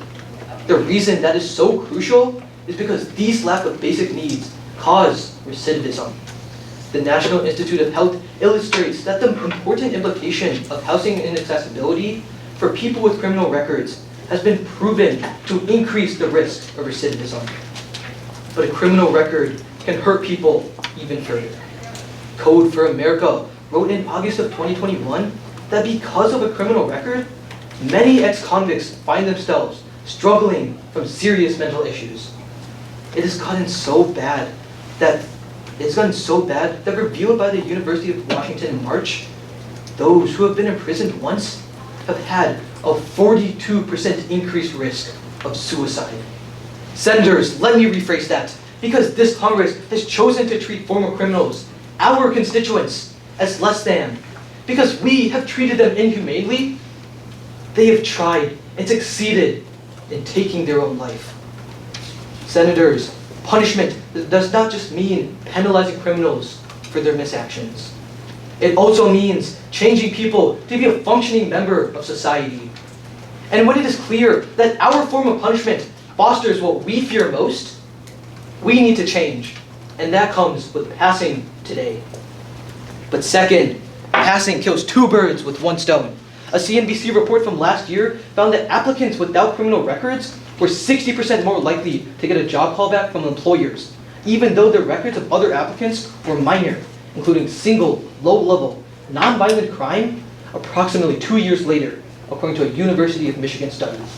Furthermore, recent job opening reports from the U.S. Bureau of Labor Statistics showed thousands of open positions in food services and manufacturing. Just two of the many industries in which people who have criminal records work for. And right now, they can be helping out with our labor crisis. QRS Magazine tells us that more than 62% of operators from fast food and restaurants reported not having enough employees. That's in addition to the 2.1 million unfulfilled jobs by 2030 in the manufacturing industry, stated by the Manufacturing Institute study. This piece of legislation helps split the issue of ex-criminals getting jobs, but the labor shortage as a whole. Our justice system should push for justice, not injustice. It should provide a fair punishment, not an unfair one. Pass. Thank you, Senator, for that speech of 3 minutes and 8 seconds. Judges, 3 minutes, 8 seconds. Seeing as this is the first speech in the affirmation, the chair will now welcome a 2-minute questioning period. Any all questioners, please rise now. That goes to Representative Lee, unopposed. Aren't there already existing processes to expunge these misdemeanors from criminal records? Sure, but many people don't go through these expungements. But they're already existing, so why pass this national law? Isn't it Because their it responsibility? makes it easier for everyone to live a normal life. Sure, many but people don't have the process. Sure, but wouldn't it be better to have these constituents come, if they want to be responsible with their lives, wouldn't it be better to just leave it on them to expunge their own records? There should be many reasons for why they don't, because there are thousands of people with criminal records. If there's a reason that they don't, and we should pass this legislation because it helps them overall. Thank you. Representative Bartley? Representatives, is there an incentive for states to follow this new code? The incentive is more people working, which can increase the economy. There's many benefits. But there's no incentive in the bill. There's no incentive, There's sure, but there's many indirect incentives. Okay, but it's not in the bill, correct? Sure, Representative. Thank you. Senator Khan? Hi, Senator. So when we remove misdemeanors from background checks, is there a possibility that recidivism will actually increase because there's no fear of a criminal record? No, Representative, because the reason there's recidivism is because they lack necessary basic needs, right? So when we pass, people don't have these misdemeanors. They can access these basic needs, which leads to... Just because they don't have misdemeanors, how does that change their... Because they can have more access to a lot of important basic needs, and the lack of that leads to more recidivism. How? Senator, would you like another questioning block? Sure, yes, can you... Representative, I don't exactly know how, but the evidence shows people without homes, people without cars and jobs. Yeah. Well, the National Institute of Health illustrates that the correlation between a lack of housing leads to more recidivism. So lack of housing means that they're probably low income, correct? So how does no misdemeanors on their background checks change their... This lack of housing is directly due to their criminal record, not because of... That's just what... So if I was rich and I had misdemeanors on my records, would that automatically... Senator, there's still like 10 seconds left due to... I think I made my point. Thank you. All right. Assuming nobody else wants the 10 seconds, Senator may have their seat. I thank the chair. Seeing as that's the first speech in the affirmation, the chair now seeks a first speech in the negation. Any also speakers, please rise now. Any first negation speakers, please? Although the chair highly frowns upon a one-sided debate, we will now see another speech. No one has a negation speech. I'm finished writing. I'm finishing up one. Okay. It's table. I don't think we can do that. But Okay, then motion. motion recognized. Motion to table this piece of legislation. Any seconds? We have 1 second. Any in opposition? Okay. Meaning is that, as we did have a second, do we have to vote? You have to vote because you have a Okay. second. All right, Anyone in those- opposition have a negation speech? So all those who wish to affirm the motion, please raise your placards.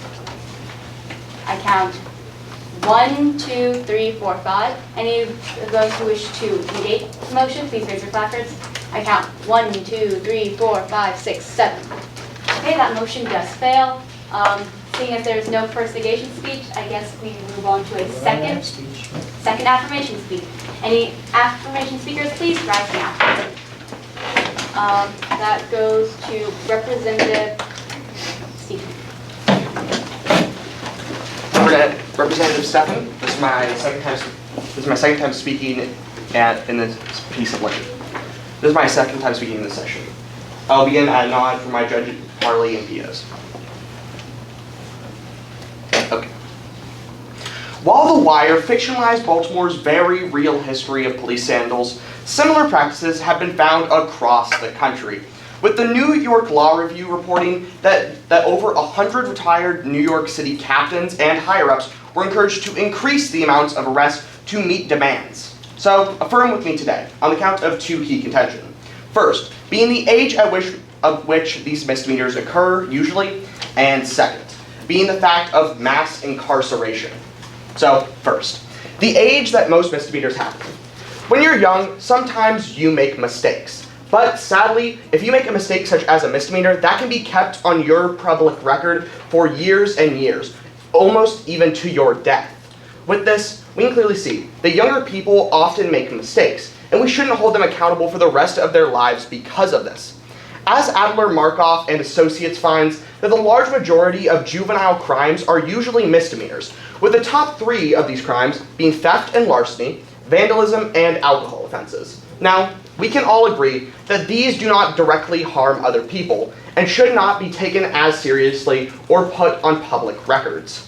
And on top of that, as Holland Law reports, that universities often look into criminal records in determining their scholarships, financial aid, or even housing of people who are going to their colleges or acceptance. We should not keep somebody limited in their prospects in life just because of one mistake. So we must affirm. And on top of that, as the conversation finds, that 8 out of 50 children, when interviewed, said that they had to steal food and as a way to keep them from dying of starvation. With this, we can clearly see that as people make mistakes as they're younger, we should not hold them accountable in the future. But second, because of the fact of mass incarceration, our prisons are currently facing a crisis. We have some of the most filled prisons in the entire world. And this is a problem because as we have mass incarceration, it makes the quality of our prisons and recidivism go up even more. As an article by the Prison Policy Initiative finds, that 41 states are currently operating, 41 states have their prisons operating at 75% or more of their capacity, with at least 9 federal prisons operating at 100% capacity. With prisons this full, it makes it so that the quality and services within them and to get people back on the streets and reformed, as prisons should be, are failing. So we must affirm. And on top of that, as the Research Journal of Justice Studies and Forensics finds, that many ex-offenders find themselves uneducated and unemployed, putting them at a higher risk of recidivism. With this, we can clearly see that people make mistakes, but they should not be held accountable for the rest of their lives because of it, and that our prisons are struggling, and so we should not be putting more and more people in them. So, we are in a crisis, so we must affirm. Thank you, Senator, for that speech of 3 minutes and 10 seconds. 3 minutes, 10 seconds for the judges. Seeing as this is the second speech in the affirmation, we will now welcome a 1-minute questioning block. Any analysis questioners, please rise now. Representative Lefebvre, you have the floor unopposed. Would you say that misdemeanors can encompass slightly more violent crimes such as assault? No, I do not believe so. How would you define a misdemeanor? A misdemeanor is a crime. There can be assaults that are considered within misdemeanors. Exactly. So wouldn't you say that something like rehab might be more efficient in actually helping these people in the future, these youth, as you say? Yes, I do agree. Right, and there's nothing in this bill that talks about implementing those. It's simply expunging it from the records. Senator, would you like another questioning block? No, that's great. Thank you. There's still 1 questioning block left. Anybody want to use it? All right, seeing none, the chair absorbs the remaining time. The speaker may have their seat. I thank the chair. Chair thanks you. The chair is still seeking its first negation speech. Any negation speakers, please rise now. Senator Khan, you have the floor. Hi everyone, I'm Senator Khan once again, speaking for the second time today, second time this session. As always, I'm at the leisure of those above me. Thumbs up, nod, and gesture.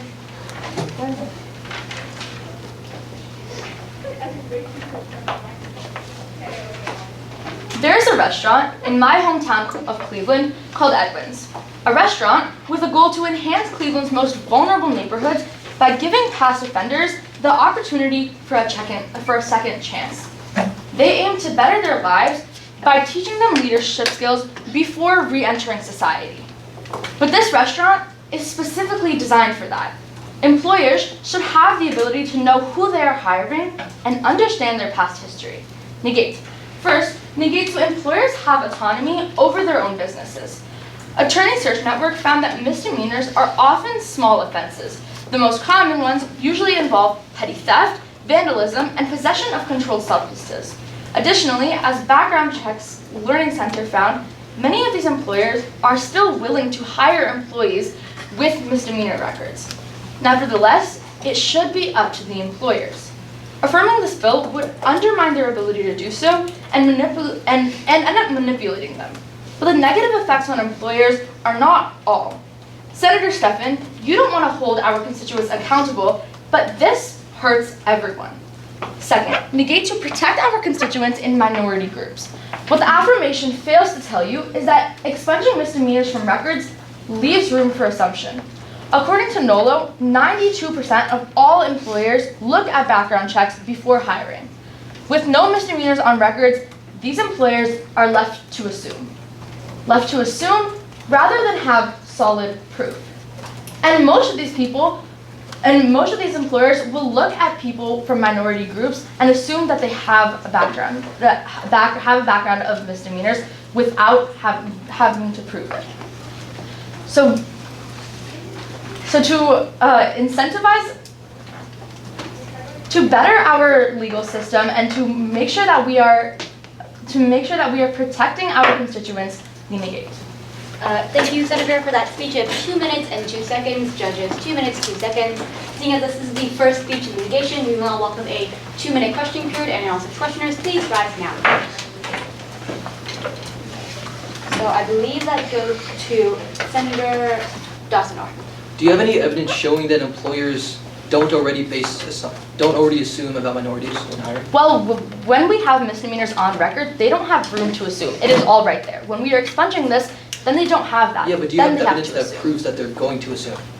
Well, like I already told you, they look at background checks. So, and as we can see in the past, minority groups are already discriminated against. Yeah, but are employers allowed to based on assumptions? Well, legally no, but that doesn't mean that that's not going to happen. So then Senator Kiernan. Representative, you speak on how employers have a right to understand one's criminal record. Sure. And how that leaves room for assumption. Yes. Is that very assumption not once again an opportunity to introduce racial bias into the hiring process? That is exactly what I'm saying. If we affirm this bill, then there is no proof of misdemeanors on records. However, employers are left to assume whether or not they have it. Sure. Senator Gupta. So how do misdemeanors affect how a person works? Well, misdemeanors don't have to, but when they're on their record, then employers can actually see what's going on. So then why do employers not take people with misdemeanors? Well, like I already said, over 60% of employers are able to look at it and still hire people who have misdemeanors on record. But those 40% can't. Why don't they? Sure, but even with that wouldn't change when we fail, right? When we pass. Well, when we pass, we are leaving room for assumption. Okay, Senator, you state that this legislation will not help minority groups, correct? However, if these minority groups don't have a criminal record, how is this not helpful? It is more advantageous as they don't have a criminal record. Exactly. So if we affirm this bill, then we leave room for assumption. If a minority group doesn't have a background of misdemeanors, how often do these companies assume that they have a criminal record? Well, right now, misdemeanors are on record, meaning that the companies don't have room to assume. Can you answer my question of how often they assume that they have a record? Well, I'm telling you that they can't assume when they have it in front of them. You said you assumed before, correct? I said you can assume if misdemeanors Time left. The senator may have a seat. Thank you. I think the chair. Seeing as that was a speech of negation, the chair now seeks a speech in the affirmation. Any opposition speakers, please rise after gavel taps. Sorry. That goes to Senator Andrews. I'm Senator Andrews speaking for the second time today. So, as always, I'm at the leisure of those above me, so with the sign from any and all of my judges, I will begin.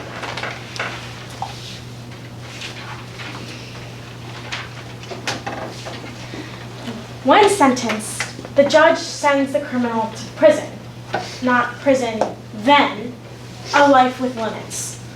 Senators, we swore an oath to protect all our constituents, and this bill allows us to do that.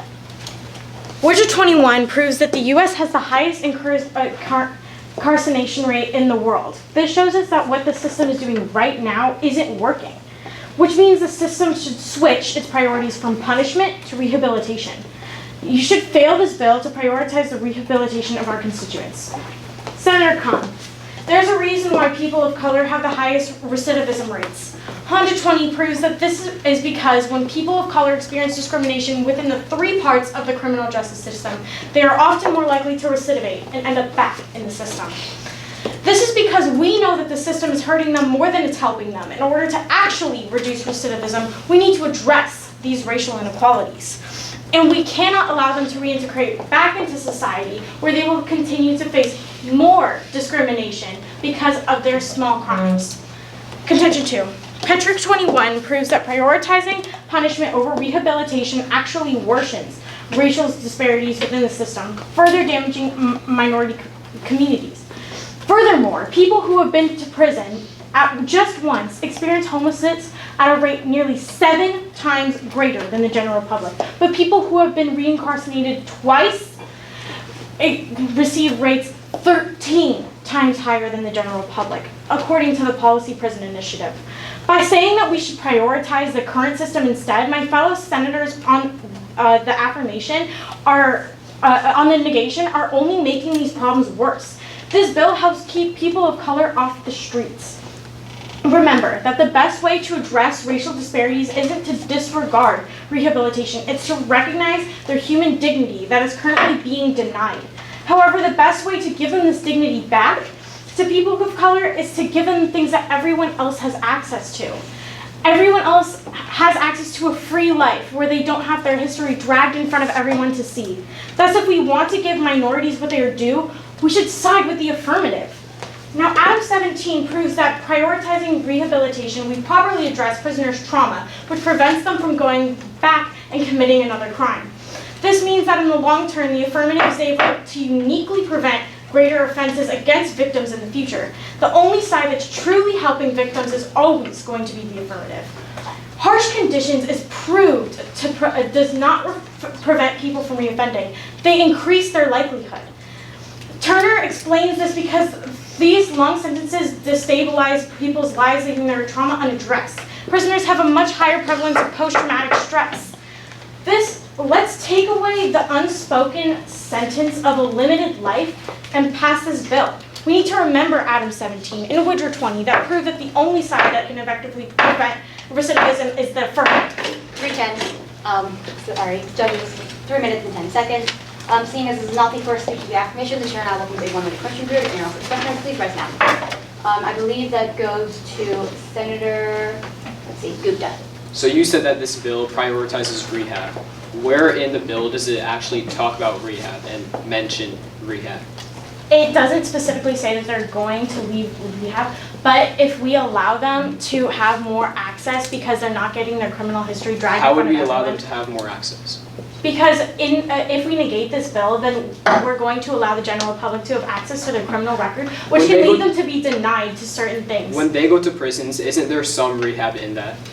Yeah, but as I proved, they Hi, so how will affirming this bill protect all of our constituents when I told you that without misdemeanors on record, we could discriminate against them? However, but as I proved to you in my speech, people of color are much more likely to face recidivism, and if this bill is preventing recidivism, then how would it prevent recidivism? Because we're, as I explained to you, if we allow them to not have access to certain things and allow them to face homelessness, then they are much more likely to return to a life. This question period has elapsed. The speaker may have their seat. I thank the chair. Chair thanks you. Seeing as that was a speech in the affirmation, the chair now seeks a speech of litigation. Any all such speakers, please rise now. Motion. Motion recognized. Motion to. Second. Any seconds? Okay, any in opposition? All right. Motion? We still have to vote on this before. All right. All those who wish to affirm the motion, please raise your placards. I count 1, 2, 3, 4. All those who wish to negate this motion, please raise your placards. I count 1, 2, 3, 4, 5, 6, 7, 8. Okay, that motion does fail. Motion recognized. Motion for 1 minute recess. Any No. seconds? Oh. No 1 minute recess. If there's no negative speeches, we're gonna keep going. We're not gonna waste time piddly doodle recesses. All right, that's been denied. Seeing as there are no more negation speakers, the chair now seeks another speech in the affirmation. Any all speakers, please rise now. I believe that goes to Senator Lefebvre. Thank you. I am Senator Lefebvre. For my judges in the back, that is Lefebber, speaking for the second time today. As always, I will begin when I receive a gesture from all those above me.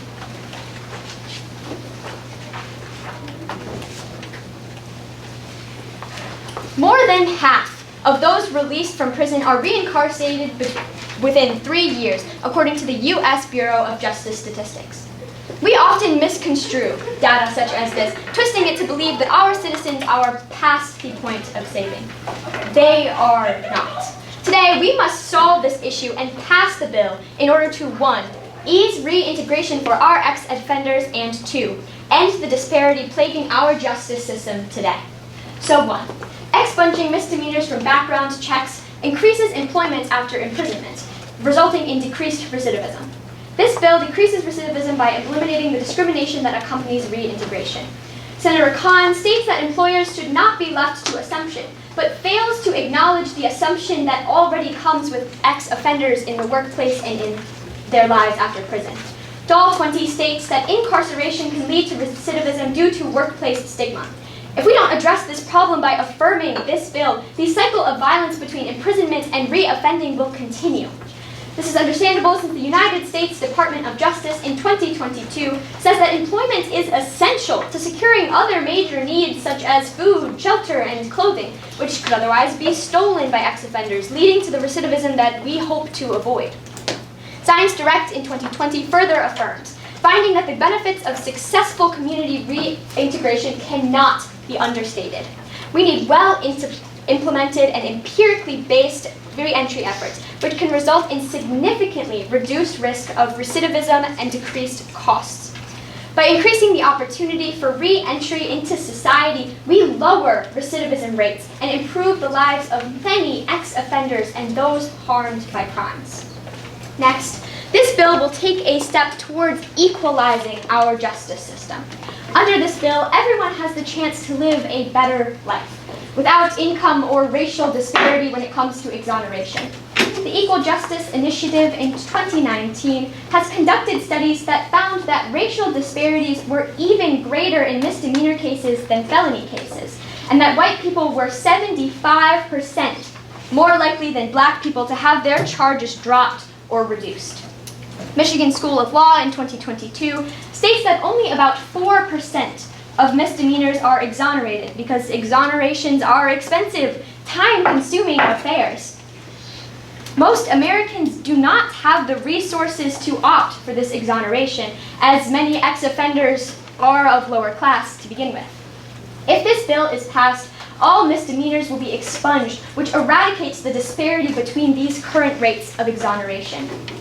Pass this bill so we can save our recidivism crisis and give ex-offenders the chance that they deserve to live a successful life. Pass. Thank you, Senator, for that speech of 2 minutes and 59 seconds. Judges, 2 minutes, 59 seconds. Questioners, rest. Senator Khan, you have the floor. Hi. So sure, there can be stigma, but what about the minorities that who do not have a criminal record but are going to be assumed to by their employers? Well, as you've stated, not having anything on your criminal record leads much up to assumption, and they will be facing. So isn't that worse? They won't be facing any difference in disparity as any of the others who are getting their records expunged. Sure, but minorities often are assumed to have more criminal records, right? Like you said Correct. yourself. Okay, so when we were leaving it up to assumption, wouldn't they be hurt Representative, would disproportionately? you like to answer a question from law? Sorry. Senator Jocelyn. So currently there is racial stigma. Wouldn't that only worsen once we pass? Could you elaborate? As Representative Khan has stated, there's racial stigma currently in job applications. Wouldn't that worsen when we pass? I don't believe so. I believe really it would increase because everyone has the same opportunities to have their criminal records not used against them. Yeah, but seeing as everyone has an equal criminal record, wouldn't that put a worse effect on the minorities? Not everyone has an equal criminal record. It's just Yeah, everyone misdemeanors that are getting expunged. Yeah, so people without misdemeanors who are in the minority group. Discussion period has elapsed. Speaker may have a seat. I think the chair. Chair thanks you. Seeing as that was a speech in the affirmation, the chair calls for a speech in the negation. Any also next speakers, please rise now. The chair now calls for another speech in the affirmation. Any and all such affirmation speakers, please rise now. That goes to Senator Waters. And I'm Senator Waters. This is my second time speaking today. I believe first time this session. And then whenever judges, part of the EPO are all ready, I'll begin. A job is essential in the equation of a productive and meaningful life. Senators, by passing this legislation, we are able to ensure that those that do not currently have a productive or meaningful life will be able to get this through work, which is why we must affirm. This leads me to my first contention, as this allows ex-convicts to properly restart their lives. The Bureau of Justice in 2023 found that roughly 200 Milwaukee employers were half as likely to hire formerly incarcerated candidates after doing a criminal background check. Further, the Bureau of Justice found that only 13% of these candidates would actually accept job offers due to their feelings of being inadequate due to having a resume gap compared to other candidates. Now, ironically, getting back to work decreases recidivism rates. However, there are still several barriers for ex-convicts to find work, and many people struggle to get back to work due to having a criminal record. Again, demographically and historically, prisoners have limited education and experience. The lack of experience is due to being labeled as a criminal on their criminal record. And Stanford and Duke University found in 2022 that roughly 75% of offenders and ex-offenders are high school dropouts. This combination of a low education, lack of experience, and the lack of previous jobs makes it difficult for these convicts to get jobs, resulting in a major resume gap. And they cannot get these jobs due to having their criminal record. And therefore, by not being able to get these jobs, we cannot decrease the recidivism rate, which is what this legislation aims to do. By expunging their criminal record, ex-convicts have the chance to gain a job, gain work experience, and gain an education, which all in all will decrease the recidivism rates in total. This leads me to my second contention, as this legislation will prevent minority discrimination. Section 1 of this bill states that the United States federal government will expunge misdemeanors from criminal background checks in order to decrease the rate of recidivism from ex-offenders. But as NYU states in 2021, that minorities are twice as likely to get pulled over for misdemeanors when compared to those in a non-minority, and many of these misdemeanors are speeding or common traffic violations. One of the main reasons minorities find it more difficult to find jobs is due to their criminal records being packed full of these basic misdemeanors, which this legislation aims to solve. By expunging them from background checks, this wipes the slate clean for thousands of people being discriminated against in the job market. And with this clean slate, it does not allow for any assumptions, which is contrary to what Senator Khan believes it will do. Further, Pew Research Center in 2023 found that minorities, specifically African and Mexican Americans, have the highest rates of unemployment in the country. However, this legislation will end the generational poverty by granting these minorities the ability to gain a job, gain work experience, and then be able to restart their life. And for these very reasons, we must be in firm affirmation of this bill because we cannot close the door on these high recidivism rates. Thank you, Senator, for that speech of 3 minutes and 9 seconds. Judges, 3 minutes and 9 seconds. Questioners, rise. Senator Khan, you have the floor. Hi, so can you please explain how we will prevent discrimination against minorities? We'll prevent discrimination against minorities by reducing their criminal backgrounds. If they don't have a criminal background, they are on an even playing field with those who also do not So you're have a criminal proving my point by assuming that all minorities have a criminal record. I'm not making an assumption that minorities have a criminal background. It is just historically that minorities tend to have a criminal background. It is not an assumption, it is a fact. Do you have a statistic that white people do not have more?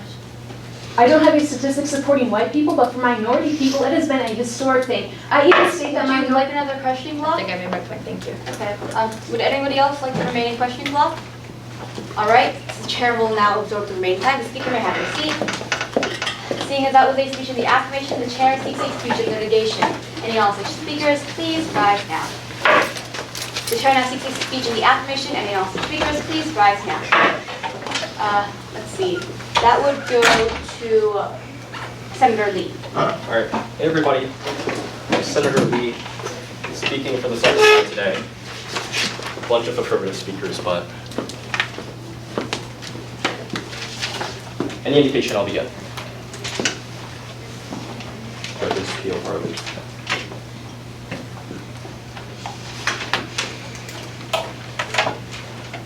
It's often said that the best time to break a bad habit was 10 years ago, but the second best time is now.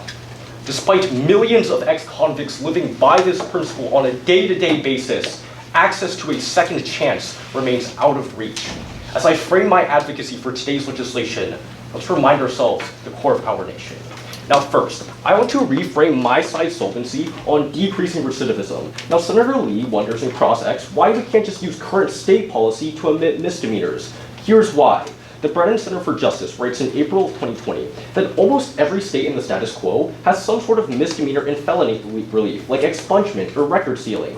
The problem? In order to do so, you need to go through costly filing fees, complex court processes that require a lawyer to navigate, and the ability to take time off work to appear in court, leading to only 10% of those eligible actually wiping their records clean. But under Section 1, we expunge criminal misdemeanors from federal background checks to reduce recidivism. The key? Unlike status quo reforms, passing today's legislation is a federal mandate and does not require a complex court proceeding to execute. But next, I want to tackle the largest offensive argument provided by the litigation, or Senator Khan in this case. Senator Khan, I read your Brookings study. We're only talking a 5 to 6% increase in discrimination against minorities. But even at your highest ground, I would argue helping 90% of people wipe their records clean and helping another 40% get jobs, that is a far greater impact than just a 5 to 6% increase in discrimination. But at least without the burden of a misdemeanor, employees hired by abilities and talent. Today's legislation doesn't make the playing field unbalanced because it was never balanced to begin with. But I want to resolve this worry of safety presented by Senator Khan and two questioners on litigation. A meta-analysis of 80 studies from the Harvard Law Journal tells us in March of 2019 that individuals with expunged criminal records actually commit crimes at a lower rate than the general adult population. But I would argue that with the comparative, when you push people further down the crime ladder, you only increase crime in the long run. But the solvency of today's legislation isn't just theory.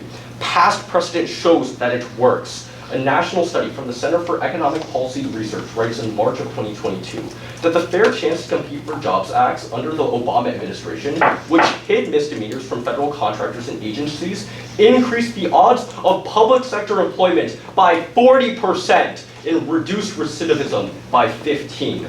For the ex-offender just trying to put food on the table for his kids, for the ex-convict trying to turn his life around, understand that the decision we make in today's chamber influences the decisions millions of Americans make for the rest of their lives. Pass today's legislation. Thank you, Senator, for that speech of 2 minutes and 59 seconds. Judges, 2 minutes, 59 seconds. Questioners, rest. Questioners, rest. Assuming that nobody in the chamber wants to see 2 blocks of questioning, the chair will now absorb the remaining time. The speaker may have their seat. All right, the chair calls for a speech to litigation. Senator Bartley. Oh, sorry, Senator Segerson. Sorry. All right. Hi, my name is Senator Segerson. This is my first time speaking today and first time this session. And I'm going to get started with an indication from all those above me.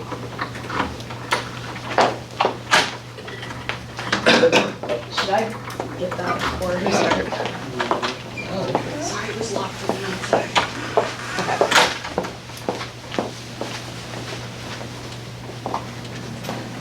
Alright. I've made mistakes, but we all have. Being human means making mistakes, but I've had to live with mine. And many people who commit misdemeanors have to too. But this doesn't mean that they should be able to erase it. This debate has been plagued by misinformation, and I cannot sit here any longer and keep listening to it. People can change, and if their character is strong enough, their character should be able to speak for itself. But if it doesn't, that doesn't mean that they should be able to erase their criminal background. First, you fail because employers have the right to know about your criminal record, which is especially important in specific job sectors because this legislation does not distinguish between violent and non-violent misdemeanors. Representative Stephan in the affirmation championed that misdemeanors should be omitted because they were just kids and they didn't know what they were doing.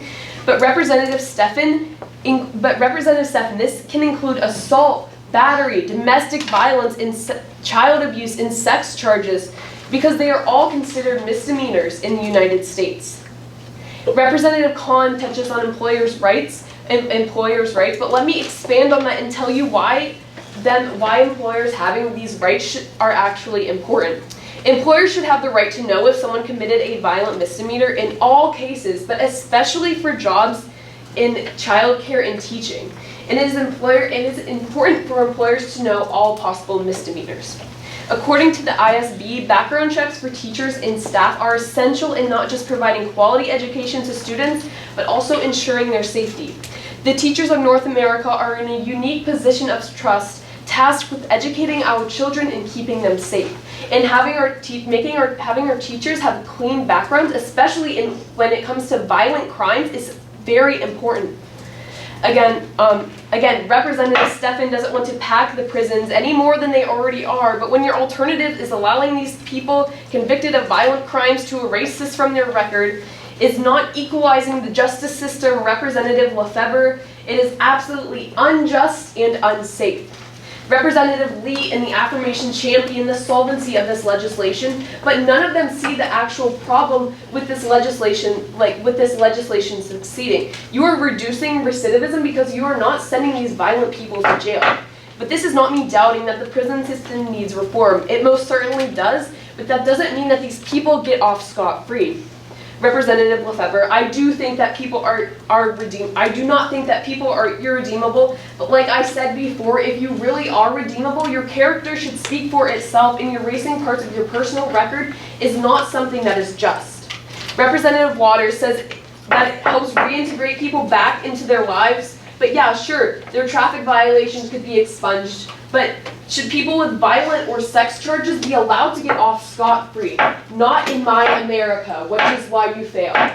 Thank you, Senator, for that speech of 3 minutes and 9 seconds. Judges, 3 minutes and 9 seconds. Questioners, please rise. All right, I believe that goes to Senator Andrews. So do you think that if we pass this bill, these people are getting off scot-free? Yeah, because you're erasing these violent misdemeanors because this bill does not distinguish between violent and non-violent crimes. However, how are they getting off scot-free if they got a sentence, if they got a court-given punishment? But if they have a misdemeanor on their record, it can be violent.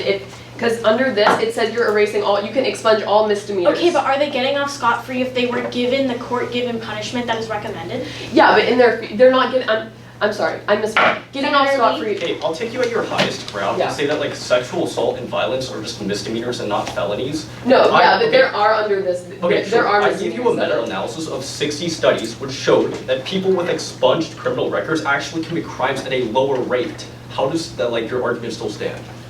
What was the source for your? Okay, I gave you an article, a meta-analysis like, I would have to of look 80 at those studies from specific Harvard logistics Law of how this was, Okay, but like, study how is was sexual made. assault a misdemeanor? I still don't get that. Because it is under the United States, like in many The states. questioning period has lapsed. The speaker may have a seat.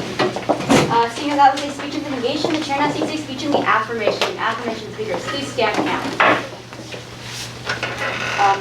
that goes to Senator Talala. Thank you.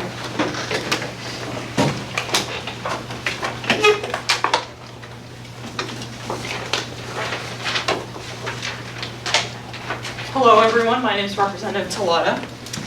This is my second time speaking today, first time this session, and with the leisure of the parley, the PO, and the judges before me, I may begin. Joshua Miclemore was released from prison after serving almost 7 years in his local county jail. 5 months later, he was arrested for petty theft, a misdemeanor. Just 3 weeks later, he was stabbed and killed. Representatives, it is crucial to the safety and security of our constituents that we vote affirmative today. Our constituents are currently facing a 32.7 recidivism rate according to the Bureau of Justice statistics. And yet by expunging misdemeanors, we could drastically reduce this. That is why I urge you, vote affirmative. To start off, many of the prisons across the United States are constantly being overpopulated. Gravel law states that misdemeanors are typically non-violent offenses, nothing worth putting some through the horrendous punishments that may be available. According to penal reform, 37% of federal prisons are facing overpopulation, which leads to mental health problems, increased violence, increased suicide rates, and post-traumatic stress, as Representative Andrews said earlier. As Representative Steffen states, the quality and services within them to reform, which is one of the main purposes of a prison, go down the drain with recidivism. This is ultimately overworking our prison workforce, and by contrast, NarcoTeotims.org describes expunging misdemeanors works. And in Michigan, only 4% of those expunged convictions face recidivism. This is a clear solution, which is why we must affirm this bill. In addition, the effects of jail are essential to look at as well. The rate of recidivism among violent offenders is 63%, compared to 30.1% for misdemeanor offenders. Misdemeanor offenders do not need to be in jail as they are not a danger to society, and prison typically has an effect on them as shown in their lower recidivism rate compared to violent offenders. Representative Lefebvre furthers this by saying that the cycle will continue on and on. Putting people who have committed misdemeanors is ultimately unnecessary. As the University of California, Los Angeles says that there have been 6,182 deaths in 2021, showing that jail is in fact deadly. By taking those who don't need to be in jail, overall deaths will increase. Thus, we will save our constituents' lives. Representatives, I urge you to vote in affirmation to serve the lives of our constituents and save their lives. And even though our constituents are dying, passing this bill can save their lives. The lives of people like Joshua Miclemore will no longer be meaninglessly lost because of our refusal to expunge misdemeanors. We must vote in affirmation. Thank you. Thank you, Senator, for that speech of 2 minutes and 58 seconds. Judges, 2 minutes, 58 seconds. Questioners, rise. Senator Gupta, you have the floor. So, Senator Segerson told us that sex offenses count as misdemeanors. So do you think that schools shouldn't know about their applicant having a sex offense? Well, even though sex offenders are directly there, we do not know the percentage of sex offenders who are misdemeanors that are sex offenders and misdemeanors that are not sex offenders. So it is improper to put them in jail because it's just a misdemeanor. We don't know the exact results. Okay. Senator Khan, my apologies, Senator Dawson. You yourself just said we don't know the percent. So how can you proudly say that we can pass without knowing all the information? Well, even though we do not know all the information, we can pass because misdemeanors can be anything that we decide them to be. And well, like the government has decided what misdemeanors are, and misdemeanors can range from a small scale to a large scale. So then why should we get rid of all of them if there is a large scale? Well, we can. It's not possible to get rid of all of them, but we are going This questioning period has lapsed. The speaker may have their seat. Thank you. Seeing as that was a speech in the affirmation, the chair now seeks a speech in the negation. Any all speakers, please rise now. Senator Bartley. Good morning, representatives or senators. It is my second time speaking today, second time in the session. I am at the leisure of those who are above me. If they could give me a thumbs up or sign to begin. Senators, I apologize it's taking so long for me to come up with a negation speech, but I want to make sure I'm thorough. And through my thorough research, I have found many reasons why you should not pass this bill. But today I will present 2 of them to you. Let's begin.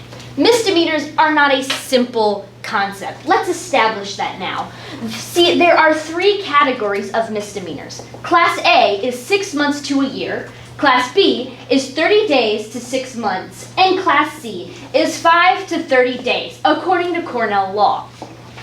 These vary due to the severity of the crime.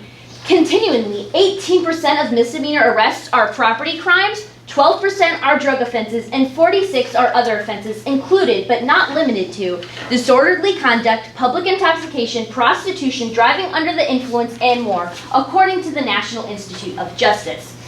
Class A most often includes DUIs, assault charges, drug possession, and petty theft. Class B most often includes criminal trespassing, secondary petty theft, and more. Class C more often includes disorderly conduct, simple assault, shoplifting of items less than $50, and passing bad checks worth less than $20. However, while these vary state to state, the general idea among all classes remain consistent. Why are we as a Congress passing a legislation allowing the confidentiality of such a wide range of crimes? If I were a shop owner, I would want to know if I was employing someone who in the past had shoplifted so that I could protect my employees. I would want to know if I was hiring someone with assault charges so to maximize the safety of my employees and customers. And the Harvard Business Review reports that many business owners are fearful of hiring people with a criminal history of any level due to the fear of recrime and employer retaliations. This is a major concern for business owners, especially small business owners. Now for my second contention that no one has brought up so far. This bill is unconstitutional. Let me begin. In this bill, there is no incentive and no reward. So that makes it against the 10th Amendment. The 10th Amendment, as I will read aloud to you. The powers not delegated to the United States by the Constitution, nor prohibited by it to the states, are reserved to the states respectfully or to the people. Now, you're confused. Let me continue. I'm going to bring up a case. The Brady Act. The Brady Act was when President Ronald Reagan was almost killed with a gun. So the Brady Act came up with they wanted to restrict handgun laws. And this ended up going to the Supreme Court. And the Supreme Court came to the conclusion that found that the federal government can't force states without incentive making this bill. 310, I'm sorry, Senator. Seeing as that was a speech in negation, the chair now welcome a 1-minute question period. And all such questioners, please rise now. That goes to Senator Secretary. Hi, so can you expand on the unconstitutionality? Excuse me. I apologize. So this Brady Act went to the Supreme Court, and the Supreme Court found that it was unconstitutional because the federal government can't force states with no incentives, and since there is no incentives, that is exactly what happened in the Brady Act. Yes. Okay. Senator Lee? Okay, so you worry about people with misdemeanors being dangerous, right? Correct. Okay, so in the long run, when these people have to turn back to crime and those misdemeanors become felonies, doesn't the overall danger rate just increase? Yes, but I don't think we should be totally expunging it from the record because I believe it fair that the employers are aware of a risk that they're supposed to get jobs if you don't expunge their records? Representative, we need to keep all of our constituents safe, and if employers are not aware... Okay, but in the long run, don't you increase safety when you give them Senator, jobs? there are 8 seconds left in this block. Oh, okay, never mind. Did you go? Senator, does every legislation have to have an incentive or reward? In order to make it constitutional? Wouldn't this legislation just incite fear and not have an incentive or reward? Discussion period has elapsed. The speaker may have their seat. Seeing as that was a speech in negation, the chair now takes a speech in the affirmation. Any all speakers, please rise now. Senator Kiernan, you have the floor. Thank you. That is Representative Kernan, K-I-E-R-N-A-N.